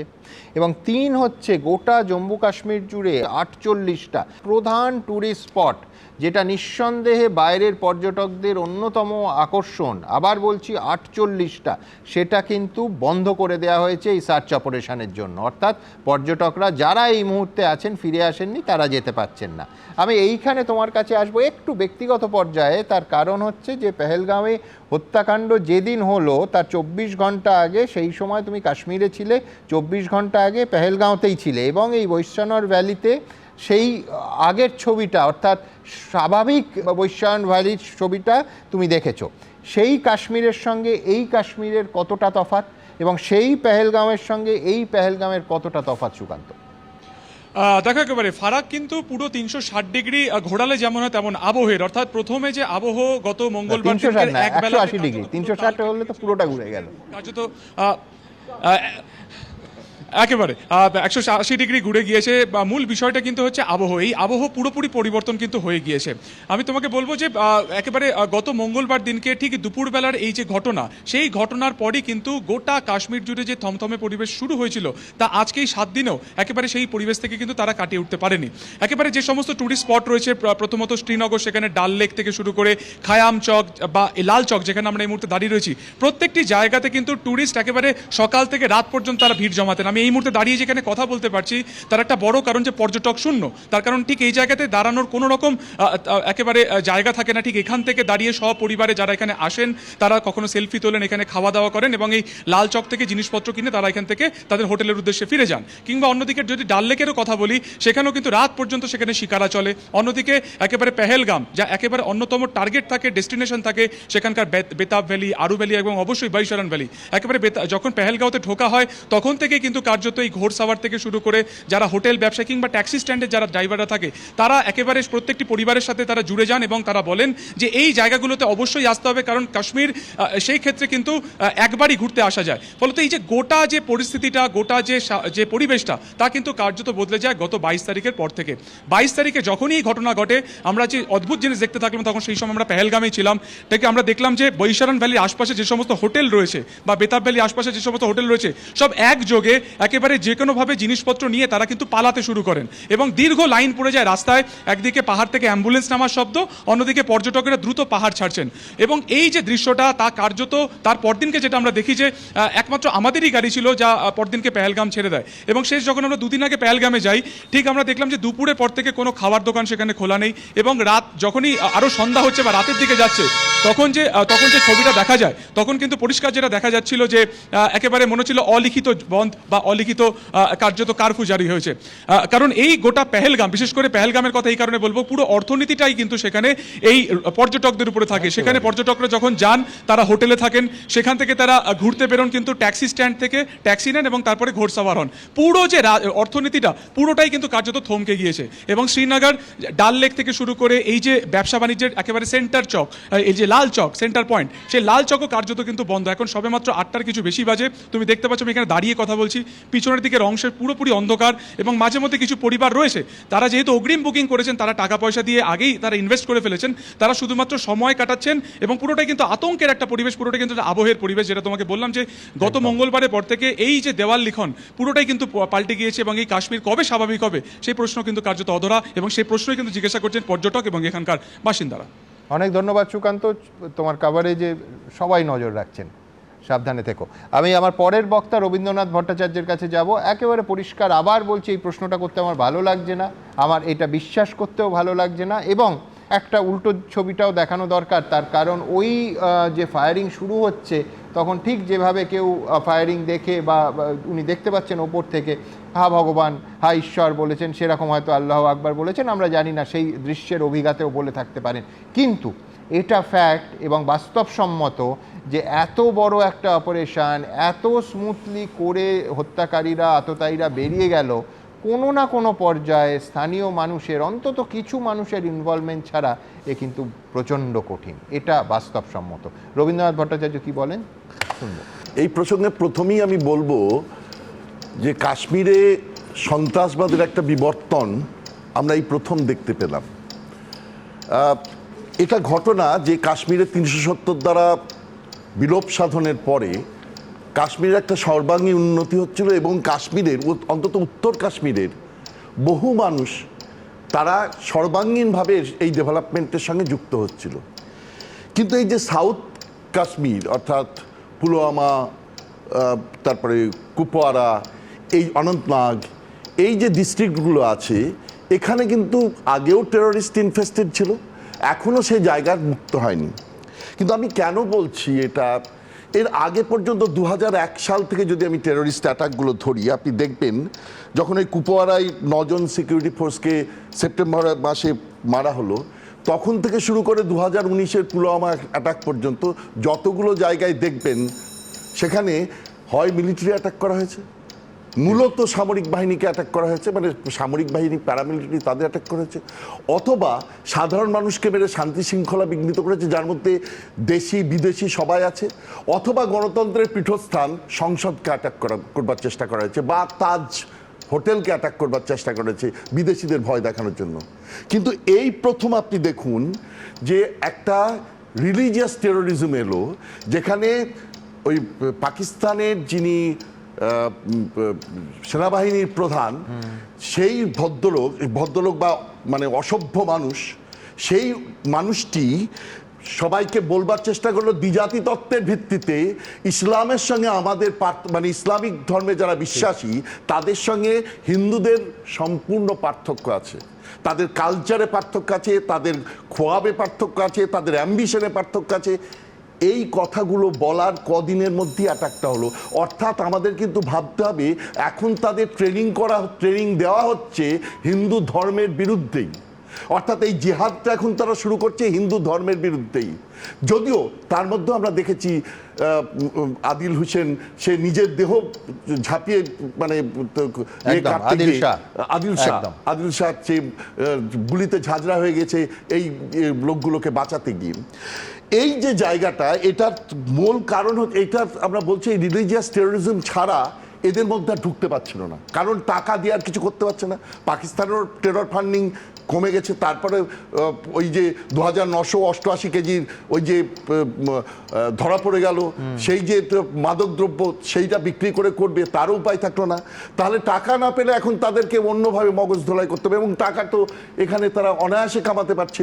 তাদেরকে এখন মগজ ধোলাই করবার একমাত্র উপায় হচ্ছে তোমরা ইসলামিক ধর্মে আছি, তোমাদের সঙ্গে সংস্কৃতি সম্পূর্ণভাবে হিন্দুদের আলাদা। এই জায়গা থেকে আমি বলি এই যে হিন্দুদের সবক শেখাতে এসে পাকিস্তানের মানে জঙ্গি এবং পাকিস্তানের আর্মি তারা কিন্তু সম্পূর্ণ বিপর্যয়ের মুখে ঠেলে দিল।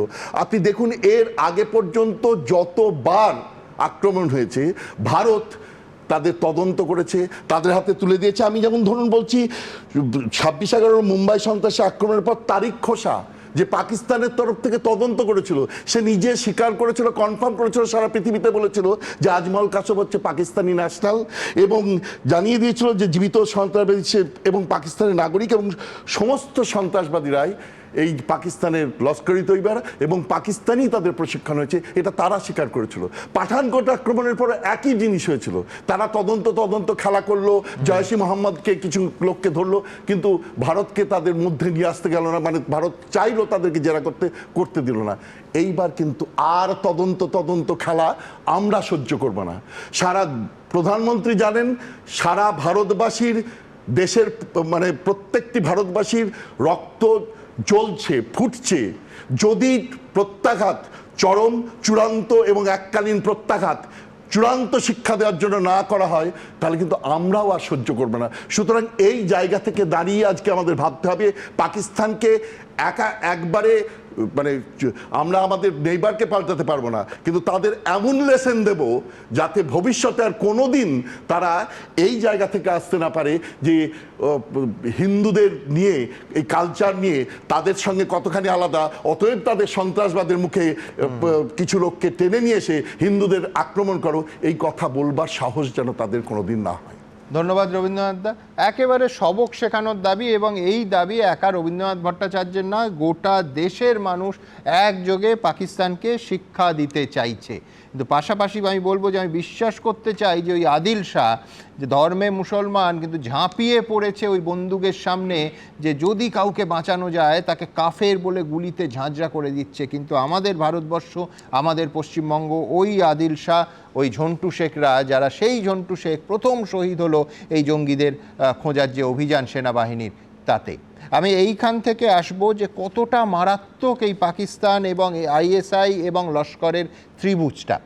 অডিও টেপ এই মুহূর্তে আপনাদের সামনে যে অডিও টেপটা রাখবো একটু মন দিয়ে শুনবেন, তাতে পরিষ্কার বুঝতে পারবেন যে সেনাবাহিনীর সদস্যরা যে গাড়িতে যাতায়াত করে তার রুট জানার চেষ্টা হচ্ছে। হোশিয়ারপুরে সেনা নিয়ে যাচ্ছে যে ট্রেনটা, তার সম্পর্কে খোঁজ খবর নেওয়ার চেষ্টা করছে এই আইএসআই পাক এজেন্টরা। ভাবুন, এরা পরবর্তীকালে এক হতে পারে যে ভারতবর্ষের এই ঐক্যবদ্ধ চেহারাটা দেখে তারা ভয় পেয়েছে, ভারত প্রত্যাঘাত করবে এটা বুঝতে পেরে তারা সেনার প্রত্যেকটা মুভমেন্ট মনিটরিং করছে। তার একটা পার্ট হতে পারে এই অডিও টেপ, অথবা তারা দ্বিতীয়বার আরও মারাত্মক আঘাতের কোনো সুযোগ সন্ধান করছে, সুযোগের অপেক্ষায় বসে আছে, সেই কারণে খোঁজ খবর করছে। দুটোই মারাত্মক সম্ভাবনা। আমি এইখান থেকে অডিও টেপটা আপনাদের সামনে রাখবো, তারপর এই নিয়ে বিস্তারিত আলোচনা আসবো। अभी मुझे बताइए कि आपने इधर बठिंडा, अभी आप बठिंडा में ही हैं, इधर ये स्टेशन पे ही हैं? नहीं, बठिंडा स्टेशन के बाहर रहता हूँ मैं। अभी पापा रिटायर होने वाले तो बाहर चले गए हम लोग। अच्छा अच्छा, इधर से क्वार्टर छोड़ दिया आपने? पहले तो आप लोग, जो मेरे पास एड्रेस था, इधर करण सिंह लाइन में रहते थे ना, एमईएस कॉलोनी में। हाँ, तो वो उधर से रिटायर होने वाले हैं ना, तो उन्होंने क्वार्टर अभी चेंज करवा दिया, तो हम लोग बाहर रहते हैं अभी। अच्छा अच्छा अच्छा, फिर यही दिक्कत था ना। इधर हमने इसी आपके ओल्ड एड्रेस पे लेटर भी मेंशन किया था, लेकिन वो रिटर्न में आ गया था, आपने फिर क्वार्टर आई थिंक चेंज कर लिया उधर से। हाँ जी, हाँ जी। तो अभी मुझे ये बताइए कि आपके जो क्लास फेलोज हैं साथ के, इनका कुछ ना अभी इनसे वार्तालाप नहीं इनके पापा से हो पा रहा, कुछ स्टूडेंट्स के। तो ये जो आर्मी के थे, ये आरटी ब्रिगेड वगैरह, ये इनके अभी बठिंडा कैंट से आउट गई है, जो इनके लोग हैं सभी इसके लिए बॉर्डर वाली साइड पे निकल गए हैं? मैं तो कैंट के बाहर रहता हूँ, मुझे नहीं पता सर जी। एक्चुअली ना, क्योंकि इनसे वार्तालाप नहीं हो पा रहा है, तो कल आपके पापा ने बताया था कि मे भी शायद फैमिलीज वगैरह पीछे हैं, बाकी तो सभी लोग कह रहे थे कि आउट हो गए इधर से। आप बता दो, स्टूडेंट के नाम बता दो, मैं उनसे खुद ही पूछ लूंगा कि आपकी सिक्योरिटी फी आगे की नहीं आई। हाँ, आपका शगुन था, शगुन एक थी फीमेल थी, शगुन आपकी क्लासमेट थी, और साथ में उनके पापा थे योगेश कुमार जी, ये अटली ब्रिगेड के थे, 10 कोर अटली ब्रिगेड के। पता नहीं, शगुन नाम की लड़की तो थी, पर बाकी का मुझे नहीं पता कौन सी ब्रिगेड नहीं, क्योंकि मेरे को कैंट के बारे में कुछ नहीं पता सर जी, मैं तो बाहर ही रहता हूँ। अच्छा अच्छा, बाहर जा रखे हैं। तो दूसरी थी रोहिणी पाल थी साथ में आपके ना? हाँ सर, ये बहुत पुरानी बात है। हाँ जी हाँ जी। तो अभी इनके डिपॉजिट का क्या करेंगे इधर साथ में, क्योंकि इनका तो अभी रिटर्न में, आपका तो चले हो जाएगा, आपसे वार्तालाप हो गया था, आपके पापा से बात हो गई थी, तो इनका कैसे हो पाएगा? क्योंकि ये तो अभी आई थिंक आउट जा रखे हैं ना, नफरी तो सभी आउट जा रखे हैं। कैंट में आप लोग नहीं अभी जाते? कैंट से काफी दूरी पे नहीं, क्वार्टर कैंट से दूरी नहीं है, हम लोग कैंट के बाहर रहते हैं, मतलब रेलवे स्टेशन के पास रहते हैं, बठिंडा रेलवे स्टेशन के पास। শুনলেন আপনারা, একটার পর একটা মিথ্যে গল্প, মিথ্যে নাম দিয়ে প্রচণ্ড কৌশলে তথ্য বের করার চেষ্টা হচ্ছে, এবং একেবারে যারা প্রাপ্তবয়স্ক নয়, হয়তো ছাত্র বা ছাত্রী, তাদের কাছ থেকে কৌশলে যাদের বাবারা গুরুত্বপূর্ণ পদে রয়েছেন বা মায়েরা গুরুত্বপূর্ণ পদে রয়েছেন। আমি ঠিক এই জায়গা থেকে আমার পরের প্রতিবেদন, যেখানে ভারতীয় ফোন নাম্বার থেকে ফোন করে ভারতীয় সেনা অফিসার এই পরিচয় দিয়ে পাঞ্জাবের একাধিক টোল প্লাজাগুলোতে ফোন করে সেনার মুভমেন্ট সম্পর্কে, ট্রেন বাসে সেনার মুভমেন্ট সম্পর্কে পুঙ্খানুপুঙ্খ তথ্য মিথ্যে পরিচয় দিয়ে, মিথ্যে গল্প সাজিয়ে আইএসআই বের করার চেষ্টা করছে। কিন্তু সব থেকে গুরুত্বপূর্ণ প্রশ্নটা হচ্ছে কেন, কি উদ্দেশ্যে? तो ये जो आर्मी के थे, ये आरटी ब्रिगेड वगैरह, ये इनके अभी बठिंडा कैंट से आउट गई है, जो इनके लोग हैं सभी इसके लिए बॉर्डर वाली साइड पे निकल गए हैं। টোল প্লাজায় ফোন করে ভারতীয় সেনার গতিবিধি জানার চেষ্টা, কোন সেনা অফিসার কোন সীমান্ত এলাকায় আছেন, সেনাবাহিনীর গাড়ি কোন রাস্তা দিয়ে যায়, ফোনে সেই সব তথ্য সংগ্রহের চেষ্টা করছে পাকিস্তানের গুপ্তচর সংস্থা আইএসআই। পেহেলগাঁও হামলার পর পাক গুপ্তচর সংস্থা আইএসআই এর নতুন ছক সামনে এসেছে। সূত্রের খবর, ভারতীয় ফোন নাম্বার ব্যবহার করে ভারতীয় সেনা অফিসার পরিচয় দিয়ে ভারতীয় টোল প্লাজাগুলোয় ফোন করছে তারা। সম্প্রতি পাঞ্জাবের মুকেরিয়ার একটি টোল প্লাজায় একটি অচেনা নাম্বার থেকে ফোন আসে। সূত্রের খবর, এই টোল দিয়ে সেনাবাহিনী ও এয়ারফোর্সের গাড়ির যাতায়াত নিয়ে ফোনে জানতে চাওয়া হয়। শুধু মুকেরিয়ায় নয়, পাঠানকোট, ভাটিন্দায় ফোন করেও গোপন তথ্য নেওয়ার চেষ্টা করা হয় বলে সূত্রের খবর। কখনো বাবার প্রসঙ্গ টেনে, কখনো আবার সহপাঠীর কথা বলে, কখনো বাড়ির ঠিকানা জানতে চেয়ে, একাধিক প্রশ্ন। তবে উদ্দেশ্য একটাই, সেনাবাহিনী সম্পর্কে তথ্য সংগ্রহ। সূত্রের খবর, ভাতিন্ডা টোলের ম্যানেজার কোনো তথ্যই প্রকাশ করেননি। সঙ্গে সঙ্গে তিনি ঊর্ধ্বতন কর্তৃপক্ষকে বিষয়টি জানান। পার্শ্ববর্তী জলন্ধর টোল প্লাজার কর্মী ও ম্যানেজারকেও এ ব্যাপারে সতর্ক করেন তিনি। ম্যান পোর্টেবল ওয়েপন সিস্টেম এখন এদের কাছে প্রচুর। দুটো অসম শক্তি সামরিক দিক থেকে, যে শক্তিটা দুর্বল সে তার থেকে শক্তিশালী শক্তিকে লো ইন্টেন্সিটি কনফ্লিক্ট অপারেশনে ব্যস্ত রাখে। শুধু ফোন করে তথ্য সংগ্রহের চেষ্টাই নয়, সাইবার আক্রমণেরও চেষ্টা চালাচ্ছে পাকিস্তান। তবে তাতেও দাহা ফেল। সূত্রের খবর, পাকিস্তানের হ্যাকার বাহিনীর প্রথম টার্গেট ছিল ন্যাশনাল নেটওয়ার্ক। সেখানে দাঁত ফোটাতে না পেরে সাধারণের জন্য খোলা জনকল্যাণ ও শিক্ষামূলক ওয়েবসাইটগুলি হ্যাক করার চেষ্টা করা হয়। সূত্রের খবর, এই সাইবার হানার নেপথ্যে রয়েছে পাকিস্তানের আইওকে হ্যাকার নামে সংগঠন। কিন্তু সঙ্গে সঙ্গেই অপচেষ্টা রুখে দেওয়া হয়। সুকান্ত মুখোপাধ্যায়, ময়ূর ঠাকুর চক্রবর্তী ও সন্দীপ সরকারের রিপোর্ট, এবিপি আনন্দ। দেখুন, রাষ্ট্রপুঞ্জে দুর্বৃত্ত রাষ্ট্র বলেছে পাকিস্তানকে ভারতবর্ষ। দুর্বৃত্ত রাষ্ট্রের দুর্বৃত্ত এবং দুষ্কৃতিমূলক কাজকর্মগুলো আপনাদের সামনে একেবারে এই অডিও টেপ থেকে পরিষ্কার হয়ে যাচ্ছে। এবং এই অ্যাটাক শুধুমাত্র পুলওয়ামা আঘাতের পর থামেনি, সাইবার অ্যাটাক করার চেষ্টা করা হয়েছে অন্তত 4টে জায়গায়। অর্থাৎ পাকিস্তান বসে নেই, এই অডিও টেপ তার স্পষ্ট প্রমাণ। বিভিন্ন জায়গায় আর্মির মুভমেন্ট জানার চেষ্টা করা হয়েছে এবং হয়তো কোথাও কৌশলে কেউ বলছেন দুটো সম্ভাবনা। একটা হচ্ছে ভারত কিভাবে প্রত্যাঘাত করবে তার আভাস ইঙ্গিত পাওয়ার চেষ্টা, আর 2 নম্বর সম্ভাবনাটা মারাত্মক, সেটা হচ্ছে আবার আরেকটা আঘাত আনার চেষ্টা করছে না তো পাকিস্তান। আমি সজলের কাছে যাব সমীরদার সমালোচনার অংশটা নিয়ে, যে এক তো আত্মসন্তুষ্টি, বারবার সেই আলোচনা আমরা করেছি, কিন্তু আজকে প্রায় 7 দিন পেরিয়ে 8 দিন হতে চলল, 4 জন অথবা 5 জনের একজনকেও ধরা গেল না। এমনকি কারা তার সঙ্গে ডিরেক্টলি ইনভলভ ছিল সেটাও কিন্তু এখনো সামনে আসেনি। সজল, দেখুন, ব্যাপারটা পুরোই যুদ্ধ এবং রণনীতি নিয়ে। তো বিশেষজ্ঞরা যখন বলেন তখন আমরা যারা যুদ্ধের ব্যাপারে বিশেষভাবে অজ্ঞ তাদের বলা কঠিন হয়ে দাঁড়ায়। কিন্তু ইতিহাস পর্যালোচনা করে আমি কোনো সমর বিশেষজ্ঞ যিনি ওয়ারফিল্ডে ছিলেন, যিনি বিভিন্ন দায়িত্ব সামলেছেন, তাকে তো আমি শেখাতে পারি না, কিন্তু মনে করাতে পারি। ইউএসের মতন দেশে আফগানিস্তানের মতন ছোট শক্তিকে আক্রমণ করতে 1 মাস লেগেছিল। এখানে দুটো পাড়ার কালুদার বুলুদার লড়াই হচ্ছে না। আমার দেশের 140 কোটি মানুষকেও কনফিডেন্সে আনতে হবে। এটাও মনে রাখতে হবে যে পাকিস্তানের ভেতর এই সমস্যাটা নেই। ওখানে সবাই এক নামেই ঈশ্বরকে ডাকেন। এখানে কিন্তু ঈশ্বরকে বিভিন্ন নামে ডাকা হয় এবং এই লড়াইটায় কোথাও সেই দুটো সম্প্রদায়ের গন্ধ আছে। এখানে খেলায় জিতলে হারলেও পাকিস্তানের পতাকা ওড়ে অনেক জায়গায়, সত্যিকে অস্বীকার করা যাবে না। অতএব আমাকে সেই দিকটাও নজর রাখতে হবে। 5 জনকে ধরা যায়নি। এর আগে সবাইকে ধরেছিলেন বুঝিস? এর আগে কি সবাইকে ধরা পড়েছিলেন? যখন আপনারা ডিউটিতে ছিলেন তখন সবাইকে ধরেছিলেন? ধরা যায়নি। দেখুন, এই কাসব আর মুসা এগুলো তো হচ্ছে পাপেট, পুতুল নাচের পুতুল। এদেরকে যেমন নাচাবেন তেমন নাচবে। কিছু পয়সার বিনিময়ে ধর্মান্ধ তৈরি করা হয়, তাদেরকে এই জায়গায় তৈরি করে।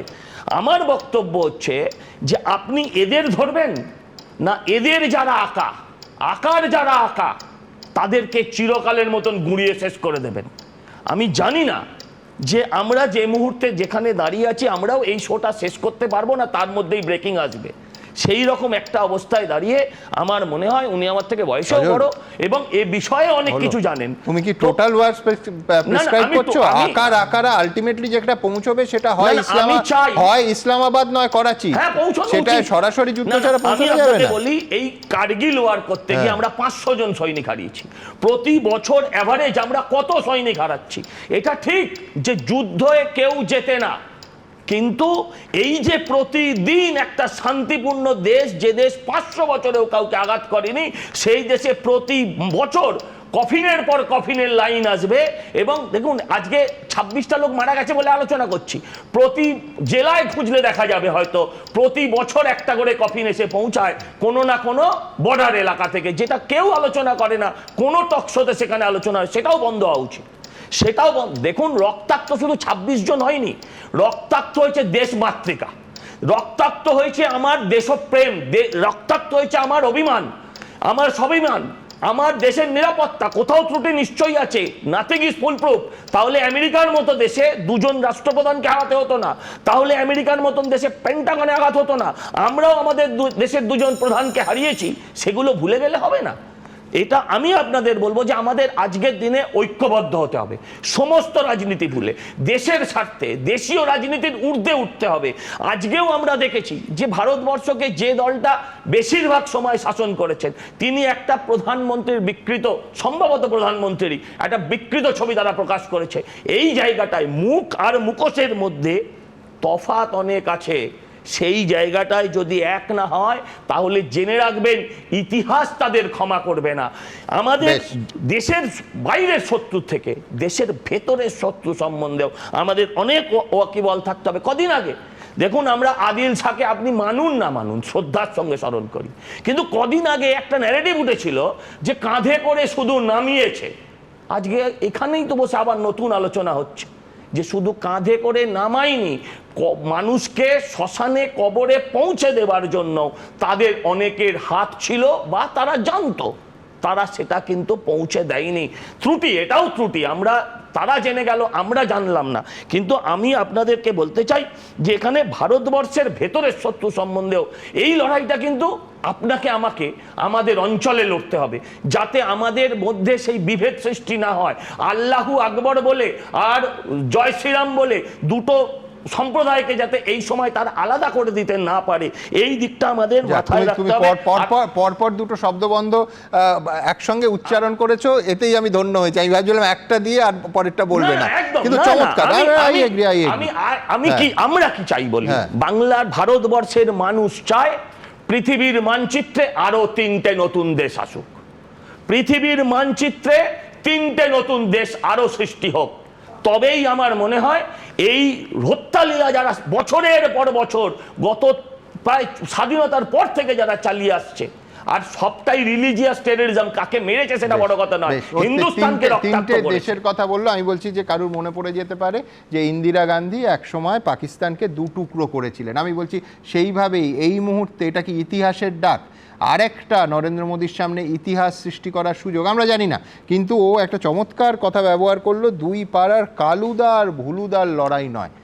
সব থেকে দুঃখটা কি জানেন, আজকে কাল অবধি এই দেশের শাসক এবং এই দেশের প্রধান বিরোধী দলের উচ্ছ্বসিত প্রশংসা করেছিলাম, তার কারণ এই একটা ইস্যুতে অন্তত মনে হয়নি যে কালুদার ভুলুদার লড়াই হচ্ছে। কিন্তু আজকে বিশ্বাস করুন 24 ঘন্টার মধ্যে প্রায় সেই রকম চেহারাটা, আমি সেই চেহারায় আসবো, কিন্তু তার আগে একবার দেখাবো, যেহেতু গোটা দেশের মানুষ সবাই জানতে চাইছেন যে প্রত্যাঘাত কবে। প্রত্যেকটা শব্দ, বিশেষ করে যদি প্রধানমন্ত্রী কোনো অনুষ্ঠানে বক্তৃতা দেন, লাইভ সেই অনুষ্ঠান দেখার জন্য, শোনার জন্য গোটা ভারতবাসী উদ্বেল হয়ে অপেক্ষা করছেন প্রধানমন্ত্রী কি কিছু বললেন। যদি এই বিষয়ের কোনো বক্তৃতা নাও হয়, যেমন আজ সকালে ইনোভেশন কনক্লেভের অনুষ্ঠান ছিল, প্রধানমন্ত্রী সেখানে ভাষণ দিতে গেছিলেন, সেখানে বললেন আমাদের হাতে সময় কম কিন্তু লক্ষ্য অনেক বড়। অনেকে মনে করছেন এটা বিরাট ইঙ্গিতপূর্ণভাবে বলেছেন, প্রধানমন্ত্রী অবশ্য সম্পূর্ণ একটা পজ নিয়ে বলেছেন, এটা কিন্তু আবার আজকের প্রেক্ষিতে ধরবেন না। কিন্তু সেই বলে কি আর লাভ হয়, সবাই আজকের প্রেক্ষিতে এবং বিরাট ইঙ্গিত তার মধ্যে খুঁজে পাচ্ছেন। ঠিক কী বলেছেন প্রধানমন্ত্রী, আমি কোনো ব্যাখ্যায় যাব না, বিশ্লেষণে যাব না, কারণ আমরা কেউ জানি না কি বলেছেন। আমি সেই বক্তৃতা সম্পূর্ণ আবার বলছি, একটা ইনোভেশন কনক্লেভের বক্তব্য, কিন্তু ওই অংশটা আপনাদের সামনে এই অনুষ্ঠানে রাখবো। দেখুন। हमने विकसित भारत के लक्ष्य के लिए अगले 25 वर्षों की समय सीमा तय की है। हमारे पास समय सीमित है, लक्ष्य बड़े हैं।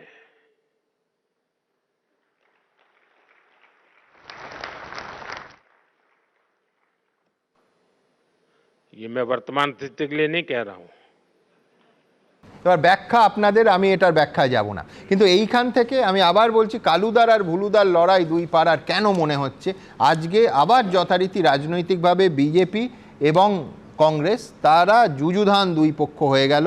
এবং এর মধ্যে সিরিয়াস অংশ যেটা, সেটা হচ্ছে কংগ্রেস, আরজেডি সহ বহু রাজনৈতিক দল সংসদের 2 কক্ষের বিশেষ অধিবেশন ডাকলো, মানে দাবি করলো আর কি যে ডাকা হোক বলে। এবং সর্বদলীয় বৈঠকে কেন প্রধানমন্ত্রী ছিলেন না, হ্যাঁ, নরেন্দ্র মোদীর একটা মুন্ডহীন ছবি সেটা গায়েব বলে কংগ্রেস পোস্ট করলো। সরাসরি বিজেপি কংগ্রেসকে লস্করের দিকে, একেবারে লস্করের সঙ্গে নাম জড়িয়ে বলতে শুরু করলো যে কংগ্রেস পাকিস্তানের সমর্থক, লস্করে পাকিস্তান বললে কংগ্রেসকে ভুল হয় না। অর্থাৎ আবার ঘুরে ফিরে কতদিন আর সংকীর্ণ দলীয় রাজনীতির বাইরে থাকা যায়, আবার দুই পাড়ার কালুদার ভুলুদার লড়াই লেগে গেল। পরের প্রতিবেদন। কয়েকদিনের সংঘর্ষ বিরতি, তারপর ফের আগের মতো গোলাগুলি চলা শুরু। না, ভারত পাকিস্তানের মধ্যে নয়, কংগ্রেস বিজেপির মধ্যে। পেহেলগাঁও হামলার পর রাজনীতি ভুলে একজোট হয়ে মোদী সরকারের পাশে দাঁড়ানোর বার্তা দিয়েছেন রাহুল গান্ধী। কিন্তু এরই মধ্যে সোশ্যাল মিডিয়ায় কংগ্রেসের এই পোস্ট ঘিরে ফের দুদলের মধ্যে যুদ্ধ বেঁধে গেল। সোমবার বিকেলে দলের এক্স হ্যান্ডেলে এই পোস্টটি করে কংগ্রেস, যেখানে দেখা যাচ্ছে প্রধানমন্ত্রী যেরকম পোশাক পরেন সেটি আছে, কিন্তু প্রধানমন্ত্রী নেই। ছবির ওপরে লেখা দায়িত্ব নেয়ার সময় গায়েব। এরপরই পাল্টা জবাব দিতে তেড়ে ফুড়ে ময়দানে নেমে পড়ে বিজেপি। লন্ডনে পাক সেনাকর্তার অঙ্গভঙ্গির প্রসঙ্গ টেনে পাকিস্তানের সঙ্গে কংগ্রেসের যোগসূত্রের অভিযোগ তুলে পাল্টা পোস্ট করে নরেন্দ্র মোদীর দল। সেখানে একদিকে লন্ডনে পাক সেনাকর্তার অঙ্গভঙ্গির ছবি এবং পাশে কংগ্রেসের পোস্ট, সঙ্গে লেখা কংগ্রেস আর পাকিস্তানের একই মানসিকতা, শরীরের থেকে মাথা বিচ্ছিন্ন। কংগ্রেসের সঙ্গে কার্যত পাক জঙ্গি সংগঠন লস্করে তৈবার তুলনা করে বিজেপি। পাল্টা জবাব দেয় কংগ্রেসও। सर तन से जुदा आज लश्कर पाकिस्तान कांग्रेस की विचारधारा आधारशिला उनका चरित्र बन गई है। अंधार गई, उसमें आतंकवादियों को बिरयानी कौन खिलाया, ये भारतीय जनता पार्टी के खून में समा गया है और पूरी तरीके से भारतीय जनता पार्टी इनसे मिली हुई है। পেহেলগাঁও হামলার পর গত বৃহস্পতিবার বিরোধীদের সঙ্গে আলোচনার জন্য সর্বদল বৈঠক ডাকে কেন্দ্র, কিন্তু ভোটমুখী বিহারে একটি কর্মসূচি থাকায় সেই সর্বদল বৈঠকে থাকেননি প্রধানমন্ত্রী নরেন্দ্র মোদী। জানিয়ে আগেই ক্ষোভ উগরে দেয় কংগ্রেস। और ये देश की बदकिस्मती है, सब पार्टी के लोग आए लेकिन उस मीटिंग में मोदी जी नहीं आए। ये शर्म की बात है। चुनावी भाषण करते हो और यहां पर दिल्ली में नहीं आ सकते आप? क्या दिल्ली दूर है आपको बिहार से? এরপরই সোমবার খোঁচা দিয়ে এই পোস্ট করে কংগ্রেস, আর যার পাল্টা কংগ্রেসের বিরুদ্ধে পাকিস্তান প্রীতির অভিযোগ তুলে আক্রমণ শানালো বিজেপি। ये कांग्रेस के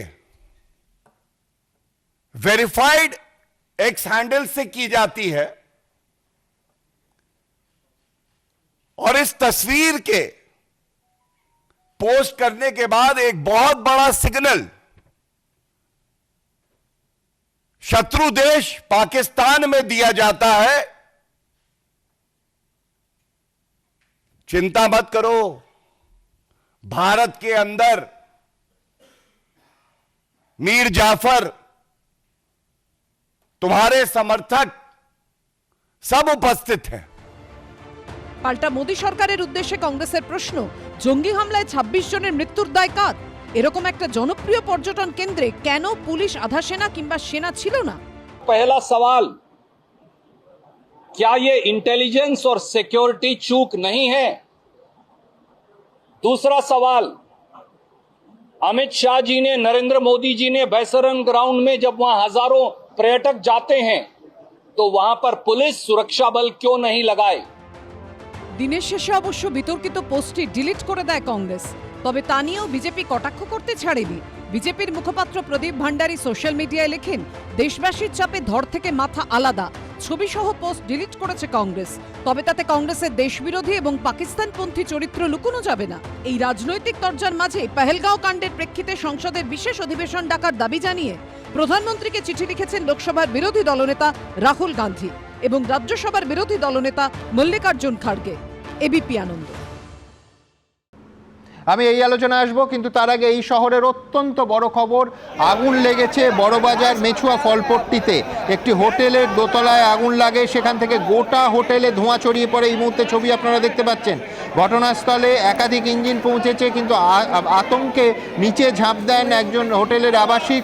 ঘটনাস্থলেই তার মৃত্যু হওয়ার আশঙ্কা। অনেকে সেখানে আটকে আছে, আশঙ্কাজনক অবস্থায় মেডিকেল কলেজে তাকে ভর্তি করা হয়েছে। উদ্ধার কাজ এই মুহূর্তে চলছে, কিন্তু প্রচুর মানুষ হোটেলে আটকে আছেন। আমার এই মুহূর্তে যা বলেছিলাম একেবারে তাই, একজনের মৃত্যু হয়েছে এই ঘটনায়। এই মুহূর্তে সন্দীপ সরকার আমার সহকর্মী ওখানে আছে। সন্দীপ, কি পরিস্থিতি ওখানে? দাউ দাউ করে আগুন জ্বলছে, একজন ইতিমধ্যেই বাঁচতে চেয়ে মৃত্যু মুখে পতিত হয়েছেন, ঘটনাস্থলেই তার মৃত্যু হয়েছে শোনা যাচ্ছে। কতজন আটকে আছেন এখন সন্দীপ? সুমনদা, অসংখ্য মানুষ আটকে রয়েছে।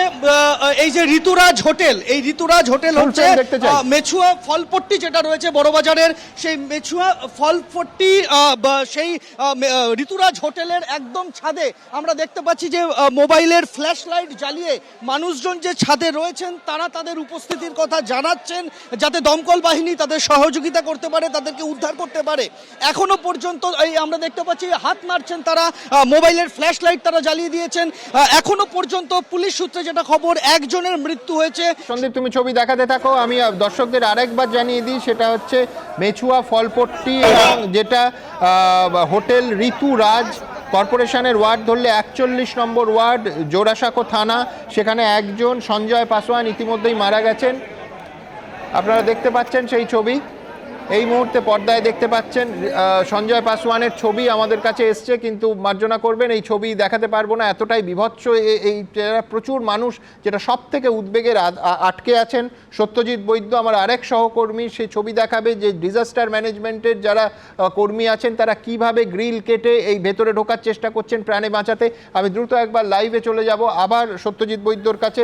সত্যজিৎ, বলো, এই বড়বাজার মেছুয়া ফলপট্টির এই আগুনে এই মুহূর্তের যে ছবিটা, গ্রিল কাটার দিয়ে খুব স্পষ্ট কাটা হচ্ছে এবং উদ্ধারের চেষ্টা করা হচ্ছে। সত্যজিৎ, একেবারে সুমনদা, তুমি যেমনটা দেখছো ছবিতে ঠিক এই অবস্থা। এই মুহূর্তে হোটেলের চারপাশ থেকে গ্যাস কাটার দিয়ে বিভিন্ন অংশে গ্রিল কাটা হচ্ছে এবং ভিতরে পৌঁছানোর চেষ্টা করা হচ্ছে। একটু আগে পর্যন্ত যে ছবিটা আমরা দেখেছি, যারা আবাসিকরা বাইরে বেরিয়ে এসেছিলেন কার্নিশে, কেউ বা ঝুলছিলেন, কেউ বা উদ্ধারের জন্য তারা অপেক্ষা করছিলেন, দাঁড়িয়েছিলেন, তাদেরকে কোনোভাবে উদ্ধার করা হচ্ছিল ল্যাডার দিয়ে, এবং স্থানীয় বাসিন্দারা তারাও হাত লাগিয়েছিলেন। এবং এই মুহূর্তের যে ছবি, তাতে কিন্তু একদল অর্থাৎ ডিজাস্টার ম্যানেজমেন্টের কয়েকজন সদস্য এবং দমকলের কয়েকজন কর্মী তারা ভিতরে ঢুকেছেন, পৌঁছানোর চেষ্টা করছেন। এবং অন্যদিকে বাইরে থেকে তুমি যে ছবিটা দেখতে পাচ্ছ যে বিভিন্ন অংশে গ্রিল কেটে ভিতরে ঢোকার চেষ্টা করা হচ্ছে। এবং এর পাশাপাশি দেখাবো যে দোতলার অংশ, এই হোটেলের যে দোতলার অংশ, যেখানে স্থানীয় বাসিন্দারা বলছেন যে এখানে রান্নার কাজ হয়, ঠিক যে অংশের থেকে প্রথম ধোঁয়া দেখা গেছিল সেই অংশ থেকে কিন্তু এখনও গল গল করে ধোঁয়া বেরোতে দেখা যাচ্ছে। এবং এখান থেকেই কিন্তু ধোঁয়া পুরো হোটেলটায় গ্রাস করে নেয় এবং যার ফলে এই আতঙ্ক ছড়ায়। এবং তুমি একদম উপরের দিকে যদি তাকানো হয়, সন্দীপকে দেখাতে বলবো, ক্যামেরা পার্সন সন্দীপ আছে, যা যে একদম উপরের অংশ যেখানে ছাতে কিন্তু অনেকেই অপেক্ষা করছেন, যারা মোবাইলের ফ্ল্যাশ লাইট দিয়ে সংকেত দিচ্ছেন, তারা কিন্তু উদ্ধার হওয়ার জন্য অপেক্ষা করছেন। এবং এদের মধ্যে অনেকেই বাচ্চারা আছেন, মহিলারা আছেন, এবং ছাতের অংশেও কিন্তু আগুন ছড়িয়ে পড়েছে, তা কিন্তু স্পষ্ট। বিভিন্ন অংশ থেকে কিন্তু ধোঁয়া বেরোচ্ছে। এবং এই যে এলাকা, যেমনটা এই এলাকার কথা সবাই জানে, এখানে ঘিঞ্জি এলাকা এবং চারপাশে দোকান আছে, যেখানে যে কোনোভাবে যদি কোনোভাবে আগুন ছড়িয়ে পড়ে তাহলে বড় কোনো দুর্ঘটনা ঘটতে পারে। একদিকে যেমন উদ্ধার কাজ চলছে, তেমনি অন্যদিকে সবথেকে উদ্বেগের যেটা সত্যজিৎ, সব থেকে উদ্বেগের ঘটনা যে প্রচুর মানুষ এখনো আটকে আছেন। তুমি এই লাইভ ফিড আমাদের দেখাতে থাকো, এই অনুষ্ঠান আমি চালিয়ে নিয়ে যাব এবং কিছুটা প্রথা ভেঙেই আমি বলবো যে হাফ উইন্ডো করে এই লাইভ ফিড রাখতে, তার কারণ প্রচুর মানুষ আটকে পড়ে আছেন। আমি অর্ণবের কাছে আসবো। অর্ণব, আবার আমরা বিষয়ে ফিরবো যে ওই পাড়ার দুই কালুদার ভুলুদার লড়াই কেন মনে হচ্ছে, তার কারণ রাজনীতি গতকাল অবধি ছিল না, আজকে স্পষ্ট রাজনীতি ঢুকে পড়েছে। এবং সজল অস্বীকার করবে না আশা করি, সেটা হচ্ছে 26/11 পরও কিন্তু শাসক আর বিরোধীর টানাপোড়েন চলেছিল এবং সেই শিবরাজ পাটিল এবং তৎকালীন মনমোহন সিং সরকারকে আক্রমণে কার্যত ছিন্ন ভিন্ন করে দিয়েছিল বিজেপি।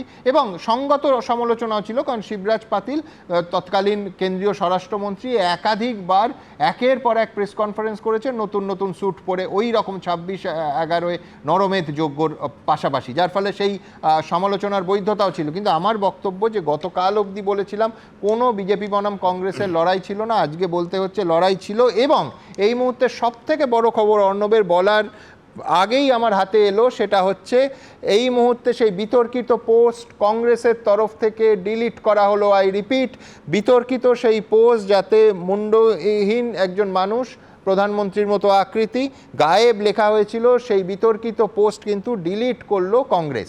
আমি এইখান থেকে অর্ণবের কাছে যাব যে দেশের এই সংকটকালে কোথাও মনে হয় যে শাসক আর বিরোধীর রাজনীতি থাকবে, কিন্তু একটা জায়গায় অন্তত এই 26 জনের মৃত্যুর পর এক কাট্টা হওয়া উচিত। কি বল? একদমই সুমনদা, এক কাট্টা হওয়া উচিত শুধু নয়, এক কাট্টা হয়েই রয়েছে। আমি পরশুদিন আপনি দেখিয়েছেন, আপনারাই দেখিয়েছেন, অভিষেক বন্দ্যোপাধ্যায় সেই টুইটটা দেখিয়েছেন যেখানে উনি বলেছেন যে এই হচ্ছে সবচেয়ে উপযুক্ত একটা মুহূর্ত যখন ভারতীয় রাষ্ট্র তারা সর্বশক্তি প্রয়োগ করে পিওকে দখল করতে পারে বা এরকম কোনো একটা স্ট্রাইক করতে পারে। ওই দিনই কিন্তু কল্যাণ বন্দ্যোপাধ্যায় অন ক্যামেরা বলেছেন, সেটাও আপনারা দেখিয়েছেন, যে 140 কোটি মানুষ নরেন্দ্র মোদীর সঙ্গে রয়েছেন, আপনি স্ট্রাইক করুন, আপনি এবার একটা সিদ্ধান্ত নিন। কিন্তু একই সঙ্গে এই প্রশ্নটাও আসবে যে এই যে আমরা বারবার করে বলছি যে কোথায় কোথায় গাফিলতি, কোথায় কোথায় ফাঁক, যখন দেখছি 14টা বাড়ি গুড়িয়ে দেওয়া হচ্ছে এরকম করে, সেই 14টা বাড়িতে তো জঙ্গিরা এই মুহূর্তে নেই। তাহলে 14টা বাড়ি তো আগে থেকে ছিল, এবং 14টা বাড়ি যে ওই জঙ্গিদেরই সেটাও আপনারা জানতেন, আপনারা সেই সময় কোনো ব্যবস্থা নেননি, কোনো সিদ্ধান্ত নেননি। আপনাদের টেলিভিশন চ্যানেলেই আমরা দেখলাম, এবিপি আনন্দে আমরা দেখলাম 116 নম্বর ব্যাটালিয়নের একটা সেনা চৌকি ওই বৈশানের পাশেই রয়েছে, ওই রাস্তা উঠে যাচ্ছে তার পাশেই রয়েছে, এবং সেটা একজন যিনি মারা গেছেন তার স্ত্রী বলেছেন যে আমরা কিন্তু তার পাশ দিয়েই খচ্চরের পিকে করে উঠেছিলাম ওপরে, কিন্তু তারপরও 1.5 থেকে 2 ঘন্টা বাদে ওখানে কিন্তু ফোর্স গিয়ে পৌঁছেছে। একই সঙ্গে তারপর আরও একটা গোয়েন্দা দপ্তর থেকে আরও একটা তথ্য এসেছে, সেটা হচ্ছে যে 2টো রুট ম্যাপ পাওয়া গেছে। এই যে 4-5 জন জঙ্গি যারা ঢুকেছে, 2টো রুট ম্যাপ পাওয়া গেছে, তাতে দেখা যাচ্ছে যে 20 থেকে 22 ঘন্টা রাস্তা পায়ে হেঁটে তারা ঢুকেছে। তাহলে এই যে এতটা লম্বা রাস্তা ঢুকলো, আমাদের এত বড় সেনাবাহিনী রয়েছে, আমাদের এত রকমের ইন্টেলিজেন্স রয়েছে, এত কিছু সত্ত্বেও কোথাও তো একটা গাফিলতির জায়গা আছে। সেই সঙ্গে সঙ্গে আমি একটুখানি মনে করিয়ে দেবো সুমনদা আপনাকে, সেটা হচ্ছে যে ধরুন বিজেপির আইকি সেলের চিফ ছিলেন তালিব হোসেন শাহ 2022 সালে, তিনি 2 থেকে 2.5 বছর ধরে ওখানে ছিলেন, তিনি ছিলেন হচ্ছে লস্করি তৈবার একজন চিফ কমান্ডার, তিনি ছিলেন হচ্ছে বিজেপির মধ্যে ঢুকে। তার মানে কোথাও একটা এই ইন্টার কানেকশন রয়ে গিয়েছে, যে ইন্টার কানেকশনটা কিন্তু ধরা যাচ্ছে না। আমাদের মনে পড়ে যাবে হচ্ছে প্রদীপ কুমারের কথা, 22 সাল, প্রদীপ কুমার তিনি কিন্তু একজন আর্মি অফিসার, তিনি ধরা পড়ছেন আইএসআইয়ের সঙ্গে তার যোগ রয়েছে বলে। এছাড়াও সন্দীপ শর্মা, তিনিও একজন আর্মির সঙ্গে যুক্ত। অন্তত 15টা এরকম ইনস্ট্যান্স দিতে পারি আমরা, যারা কিনা আমাদের নিরাপত্তা ব্যবস্থার সঙ্গে যুক্ত, এবং তারা কোনো না কোনোভাবে আইএসআইয়ের দ্বারা যুক্ত হয়ে রয়েছেন অথবা হানিক্রামে পড়ে যাচ্ছেন, কোনো না কোনোভাবে তারা কানেক্টেড হয়ে যাচ্ছেন এর মধ্যে। তাহলে এখানে কোথাও একটা ফাঁক রয়েছে। আর খুব সুন্দর লাগলো যে উনি বললেন, সজলদা বললেন যে জয় শ্রীরাম আর পাশাপাশি থাক। আমি শুধু একটু মনে করিয়ে দেবো যে শহীদ ঝন্টু আলী শেখ, তার বাড়িতে কিন্তু ওরা যাননি, তার যে জানাজা, তার যখন ইয়েটা করা হয়েছে তখন কিন্তু যাননি। আরো একটা তথ্য বলি, আদিল শেখের কথা উনি বললেন, আদিল শেখের কথা আপনিও বলেছেন, আদিল শাহ, তার পাশাপাশি হচ্ছে আদিল শাহের যে কাজিন, তার নাম হচ্ছে নাগজাত, সে 4 জনকে বাঁচিয়েছে।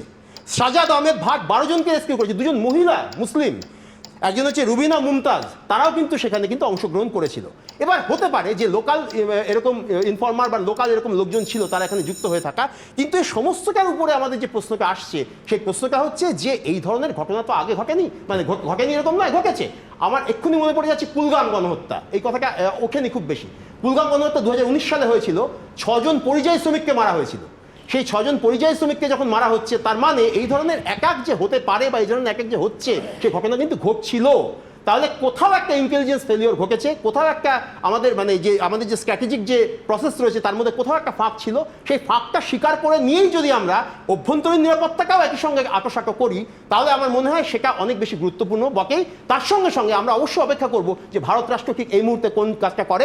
বালুচিস্তান লিবারেশন আর্মি যারা ওখানে লড়াই করছে, একবার 1971 সালে যেরকমভাবে ইন্দিরা গান্ধী করে দেখিয়ে দিয়েছিলেন, ভারত রাষ্ট্র করুক না এখন একবার সেই সাহসটা দেখ না, ঠিক সেই রকম ভাবে সেই তাদের পাশে দাঁড়িয়ে ওখানে ওটাকে স্বাধীন রাষ্ট্র করে দিক, ঠিক যেরকম বাংলাদেশ তৈরি করেছিল। আচ্ছা, করে দেবে। আমি বলছি সুমনদা, আমি প্রথমে আপনার একটা কথা বলি, আপনি বলেছেন 26/11 পরেও বিজেপি সমালোচনা করেছে। হ্যাঁ, এবং আমি চাই তো সমালোচনা এবারেও হোক, but this is not the period. This is not the period. না, this is not the period. ঘটনার রিঅ্যাকশনটা শেষ হোক, তারপর আমরা সমালোচনা করব, পর্যালোচনা করব, এখনটা নয়। দেখুন, আমি আপনাকে বলছি, অভিষেক তোমায় একটু মনে করিয়ে দিই, 26/11 ঘটনার পর তার পরের দিন সমস্ত সংবাদপত্রে বিজেপির তরফ থেকে বিজ্ঞাপন দেওয়া হয়েছিল উইক গভর্নমেন্ট বলে, এবং এটা রাজনীতির পার্ট, যে পার্টটায় আমি সজলের সঙ্গে একমত যে হ্যাঁ দেশের স্বরাষ্ট্রমন্ত্রী যদি ওই রকম একটা নরমের যোগ্যর মাঝখানে 4 বার প্রেস কনফারেন্সে 4টে স্যুট পরে আসেন, তার সমালোচনা হবে এবং হওয়াই উচিত। শিবরাজ সিং পাটিলকে পদত্যাগ করতে হয়েছিল এই সমালোচনার জেরে। আমাদের সমালোচনাটা কিন্তু স্যুটের উপরেই ছিল মেইনলি। না উইক গভর্নমেন্ট, দুর্বল সরকার, আর এর থেকে কি সমালোচনা হবে?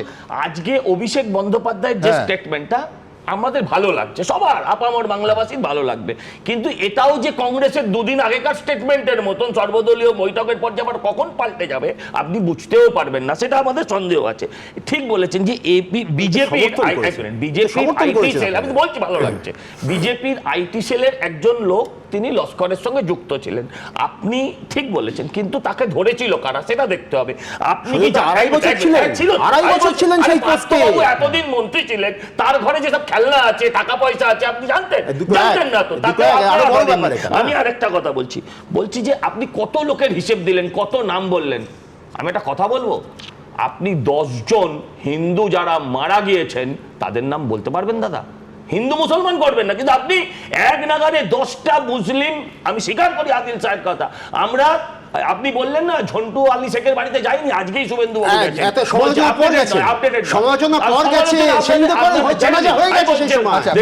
রাজনীতির তর্কটা আমার ভালো লাগছে না, তার কারণ এই মুহূর্তে এখন হোটেলে উদ্ধার কাজ চলছে, সরাসরি দেখছেন, আমাদের প্রতিনিধিরা তুলে ধরছেন, এবং পাশাপাশি ওই সমালোচনার মুখে শব্দবন্ধটা এই মুহূর্তে কানে এলো না, সমালোচনার মুখে কংগ্রেস শেষ পর্যন্ত ওই পোস্টটাকে ডিলিট করেছে। আমার পরের বক্তা বিশ্বনাথ চক্রবর্তীর কাছে আসবো। একেবারে পরিষ্কার শব্দ ব্রহ্ম তো বিশ্বনাথ দা, শব্দ হচ্ছে প্রত্যাশা। 2016 সার্জিক্যাল স্ট্রাইক কিন্তু ভারতবাসীর কাছে একটা সারপ্রাইজ ছিল, 2019-এ বালাকোট এয়ার স্ট্রাইক সারপ্রাইজ ছিল, কিন্তু এখন তার ফল যখন এসেছিল ভারতের মানুষ চমকে উঠেছিলেন। কিন্তু এবার 4 দিনের মধ্যে 2 দিন প্রধানমন্ত্রী একেবারে স্পষ্ট ভাষায় এই ভাষায় বলেছেন যে শাস্তি হবে, এবং এমন শাস্তি যা কেউ কল্পনাও করতে পারে না। প্রত্যেক ভারতবাসীর রক্ত ফুটছে, প্রধানমন্ত্রী নিজে বলছেন। আমি বলছি এখানেই একটা প্রত্যাশা তৈরি হয়েছে, এবং 2 সমালোচকরা বলছেন যে তৈরি করানো হয়েছে। এই প্রত্যাশা পূরণ কি নরেন্দ্র মোদীর অগ্নিপরীক্ষা নয়? আমি বলছি দেশবাসীর প্রত্যাশা যে পাকিস্তানকে মুঁতোর জবাব দেয়া, একেবারে যোগ্য জবাব দেয়া। এই খানিকক্ষণ আগে যে শব্দটা ব্যবহার করলেন রবীন্দ্রনাথ দা, সেটা হচ্ছে সবক শেখানো। এটা কত বড় অগ্নিপরীক্ষা নরেন্দ্র মোদীর কাছে। সুমনদা, ভারতবর্ষ মানে সময়ের সন্ধিক্ষণে দাঁড়িয়ে আছে, যেমন করে সময়ের সন্ধিক্ষণে দাঁড়িয়ে আছে নরেন্দ্র মোদী রাষ্ট্রনেতা হিসাবে। এই কারণেই যে আগের যে স্ট্রাইকগুলো হয়েছিল, পুলওয়ামার পরে বালাকোটে যে স্ট্রাইক হয়েছিল, তারপরেও জঙ্গিদের তৎপরতা যে কমেনি, এবং ত্রিভুজ যে আসলো, আইএসআই, পাকিস্তানি সেনাবাহিনী এবং জঙ্গি সংগঠনগুলোর যে ত্রিভুজ, তারা যে এখনও ভারতীয় রাষ্ট্রের উপর আঘাত আনতে পারে, সেটা কিন্তু পুলওয়ামার ঘটনা পরিষ্কার করে ইঙ্গিত করলো। ফলে এইরকম পরিস্থিতিতে বালাকোটের মতন কেবলমাত্র একটা স্ট্রাইক করে আমরা কিন্তু আমাদের অভীষ্ট লক্ষ্যে পৌঁছতে পারবো না। এবং যে 140 কোটি মানুষ যারা কঠোরভাবে চাইছে যে পাকিস্তানের কোমর ভেঙে দিতে, জঙ্গিদের মানে চিরস্তরে স্তব্ধ করতে, জঙ্গি কার্যকলাপ, আইএসআই তৎপরতা চিরস্থায়ীভাবে স্তব্ধ করতে, এখন সবচেয়ে বড় পরীক্ষা হলো আমাদের সেনাবাহিনীর কাছে, আমাদের রাষ্ট্রপ্রধান এবং রাষ্ট্রীয় নেতা হিসেবে নরেন্দ্র মোদীর কাছে, যে কোন কৌশল অবলম্বন করে এই যোগ্য জবাব দিতে পারে এবং পাকিস্তানের কোমর ভাঙতে পারে। দেখুন, আমার মনে হয়েছে যে এটা ঠিক যে মানে এই সিদ্ধান্তটা কিন্তু অনেকটাই বিজনেস ডিলেমার মতন। একদিকে যদি আপনি পূর্ণ যুদ্ধে যান, তাহলে আপনার মানে মানুষের ক্ষয় হতে পারে।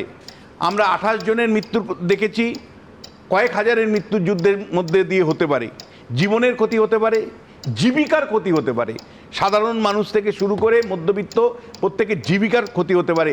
আজকে যে সরকার কল্যাণমূলক কাজগুলো করছে সেখান থেকে সরে আসতে হতে পারে, কারণ যুদ্ধে যে ব্যয়, সেই ব্যয় বহন করতে গিয়ে কিন্তু কৃষক ভাতা বন্ধ হয়ে যেতে পারে, আবার মানে কন্যাশ্রী যুবশ্রীর মতন প্রকল্পের টাকাও বন্ধ হয়ে যেতে পারে, এবং পরিকাঠামো যেটা তৈরি করেছি তিলে তিলে আমরা, সেটাও ধ্বংস হয়ে যেতে পারে বা ক্ষতির সম্মুখীন হতে পারে। এইরকম একটা অবস্থাতে আমাদের মানে রাইট চয়েস কি হবে, কোনটা সঠিক হবে, সেটা ইম্পর্টেন্ট। কিন্তু কতদিন আমরা মানে স্বাধীনতার পরে 75 বছর হয়ে গেল, কতদিন আমরা পাকিস্তানের এই অত্যাচার সহ্য করব? কতদিন আমাদের সাধারণ নিরীহ মানুষকে ওপার থেকে এসে জঙ্গিরা মেরে যাবে? কতদিন আমরা সহ্য করব? কেন আমরা পাকিস্তানের কোমর ভেঙে দিয়ে মানে এই ত্রিভুজ যেটা আইএসআই মৌলবাদী জঙ্গি সংগঠন আর পাকিস্তানি সেনাবাহিনীকে স্তব্ধ করতে পারবো না? ফলে সেখান থেকেই কিন্তু প্রশ্ন আসছে যে অবশ্যই এবার এমন কোনো আঘাত আনতে হবে যে আঘাতে আমাদের অর্থনীতির মিনিমাম ক্ষতি হবে, কিন্তু অ্যাট দি সেম টাইম আমরা পাকিস্তান যাতে আগামী 100 বছর মুখ ফিরে তাকাতে না পারে, এই দিকে জঙ্গি সংগঠন পাঠাতে না পারে, সেইটাও কিন্তু নিশ্চিত করতে হবে।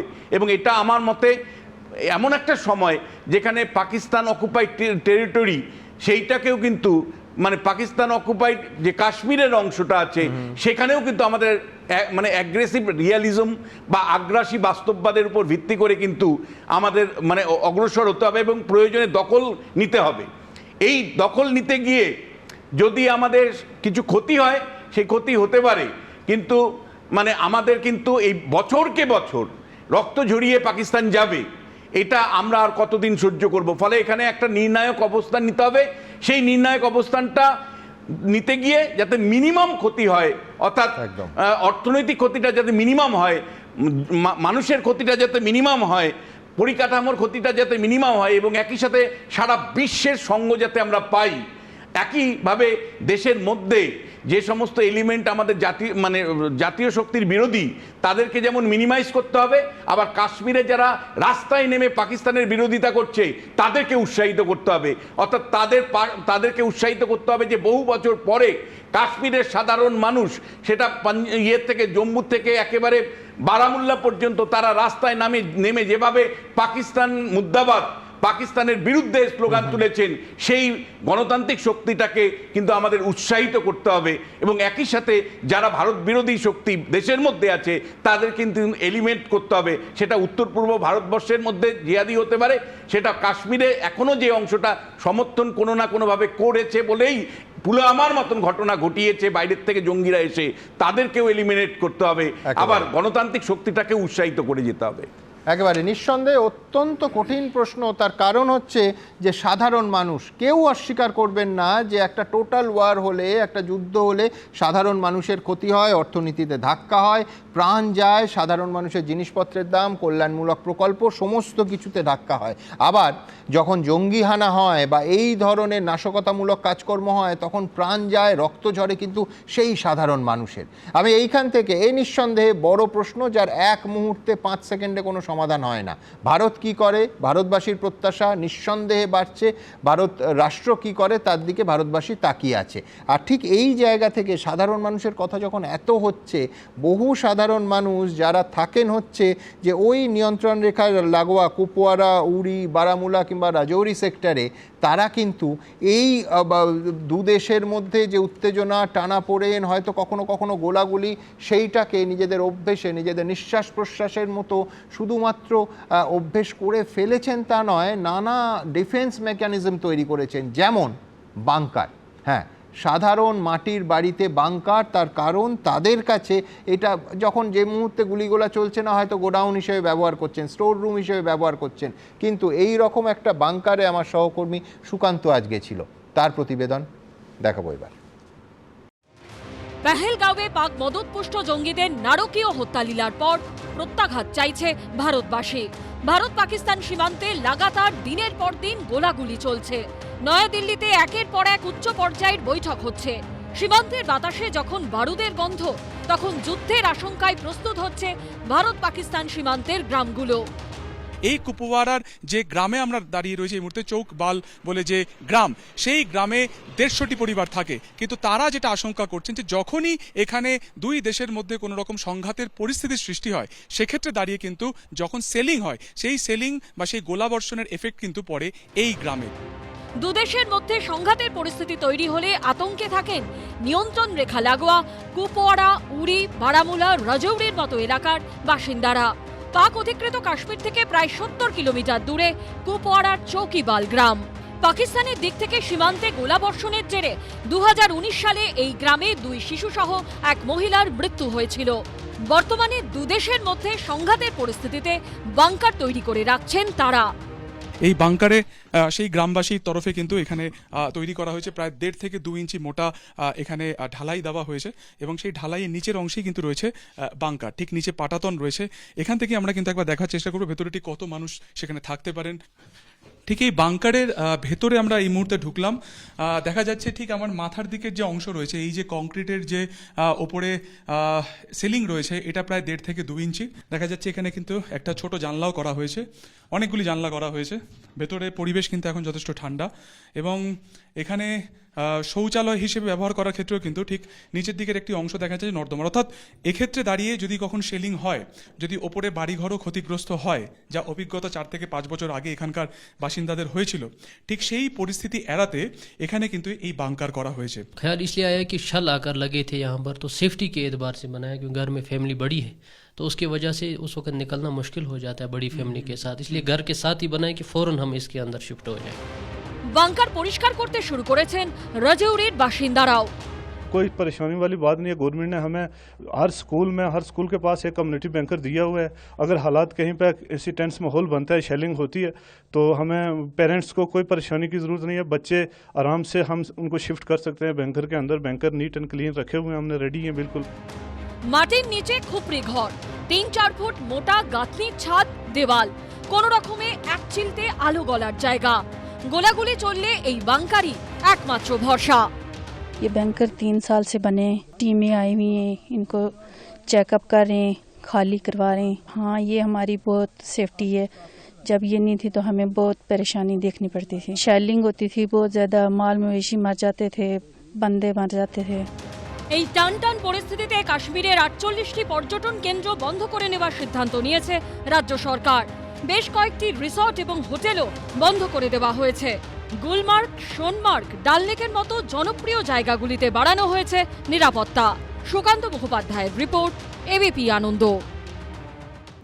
দেখুন, দিনের সব থেকে বড় খবরটা দিয়ে শুরু করেছিলাম, শেষেও সেই খবরটার কাছে আসতে হবে। তার কারণ আজকে প্রতিরক্ষামন্ত্রী, জাতীয় নিরাপত্তা উপদেষ্টা, চিফ অফ ডিফেন্স স্টাফ, 3 বাহিনীর প্রধানের সঙ্গে বৈঠক করলেন প্রধানমন্ত্রী এবং পাকিস্তানকে জবাব দেওয়ার জন্য 3 বাহিনীকে পূর্ণ স্বাধীনতা দিয়ে প্রধানমন্ত্রী বলেছেন কী ধরনের জবাব দেওয়া হবে, টার্গেট কি হবে, প্রত্যাঘাতের সময় এক্স্যাক্টলি কি হবে, তা এই দেশের সামরিক বাহিনী স্থির করবে।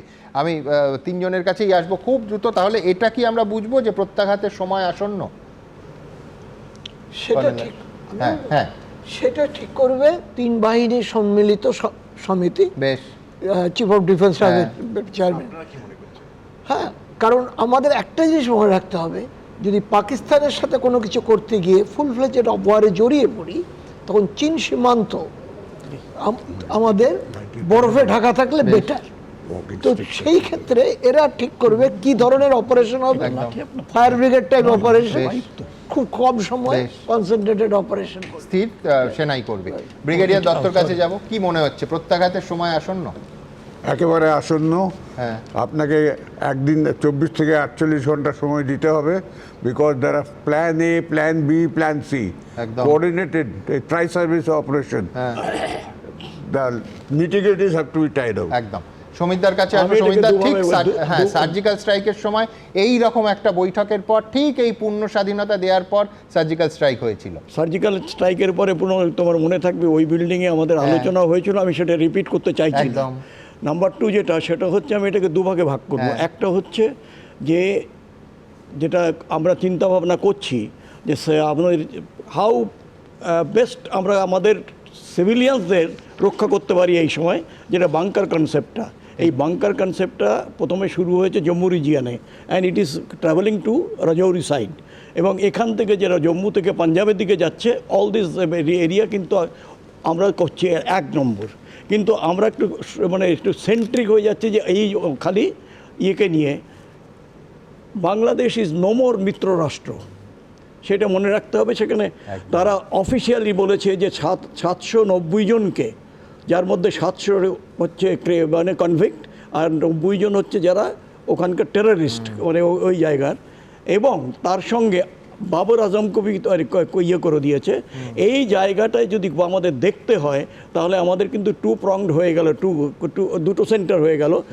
থার্ডলি যেটা আমি জানি না, নিশ্চয়ই এখানে যারা যারা আছেন, সেটা হচ্ছে যে সেকেন্ড লাইন অফ, যেটা যাদের দায়িত্ব হবে যে পেনিট্রেশনটা যেন ওই কোনো দিক থেকে না হয়।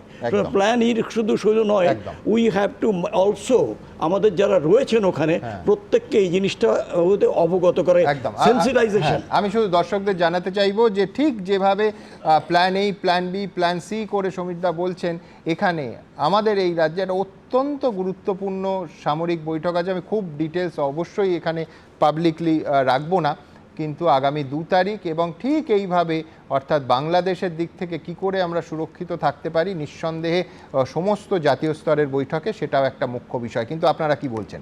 আপনারা জানেন আমাদের ভেরিফাইড এক্স অ্যাকাউন্ট সঙ্গে সুমন@IAM সুমন দে। প্রচুর মন্তব্য আসছে, আমি দ্রুত একটা মন্তব্য নিয়ে নেব। শাকির হোসেন তিনি বলছেন, আর ভারতের চুপ থাকা উচিত নয়, প্রত্যাঘাত শুরু হোক। তাপস চট্টোপাধ্যায় লিখছেন, প্রধানমন্ত্রী পূর্ণ স্বাধীনতা দিয়েছেন, এবার সেনা আঘাত হানুক। শ্যামল সাহা লিখছেন, পাকিস্তানকে হাতেও মারতে হবে, ভাতেও মারতে হবে। সৌম্যদীপ সামন্ত লিখছেন, আন্তর্জাতিক মহলে চাপ সৃষ্টি করে পাকিস্তানকে একঘরে করে দিতে হবে। কুশল চক্রবর্তী লিখছেন, যেমন কুকুর তেমনই মুগুর হওয়া উচিত, পাকিস্তান ভদ্র ভাষা বোঝে না, সার্জিক্যাল স্ট্রাইকই পথ। কাল অক্ষয় তৃতীয়ায় দীঘায় জগন্নাথ ধামের দ্বারোদ্ঘাটন করবেন মুখ্যমন্ত্রী মমতা বন্দ্যোপাধ্যায়। তার আগে তিনি যজ্ঞে অংশ নেন। দীঘা জুড়ে এখন একেবারে সাজো সাজো রব। অন্যদিকে কালই কাঁথিতে সনাতনী ধর্ম সম্মেলনের অনুমতি দিয়েছে কলকাতা হাইকোর্ট। দেখুন, রাত পোহালেই জগন্নাথ দেবের মন্দিরে প্রাণ প্রতিষ্ঠা, তার আগে দীঘা জুড়ে সাজো সাজো রব, বাহারি আলোয় রঙিন ফুলে মোড়া সৈকত শহর। বুধবার অক্ষয় তৃতীয়ায় দীঘায় জগন্নাথ ধামের দ্বারোদ্ঘাটন করবেন মুখ্যমন্ত্রী মমতা বন্দ্যোপাধ্যায়।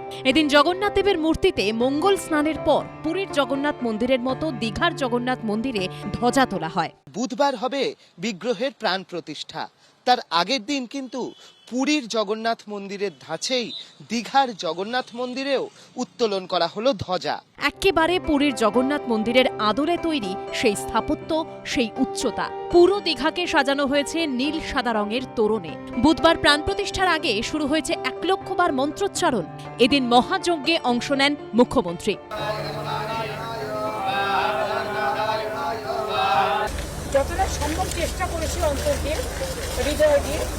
ধর্ম তো কখনো মুখে প্রচার করে হয় না, ধর্মটা হচ্ছে হৃদয়কে ছুঁয়ে যায়। কালকে বেলা 2:30 থেকে প্রোগ্রাম শুরু হবে এবং 3টের সময় দ্বারোদ্ঘাটন হবে।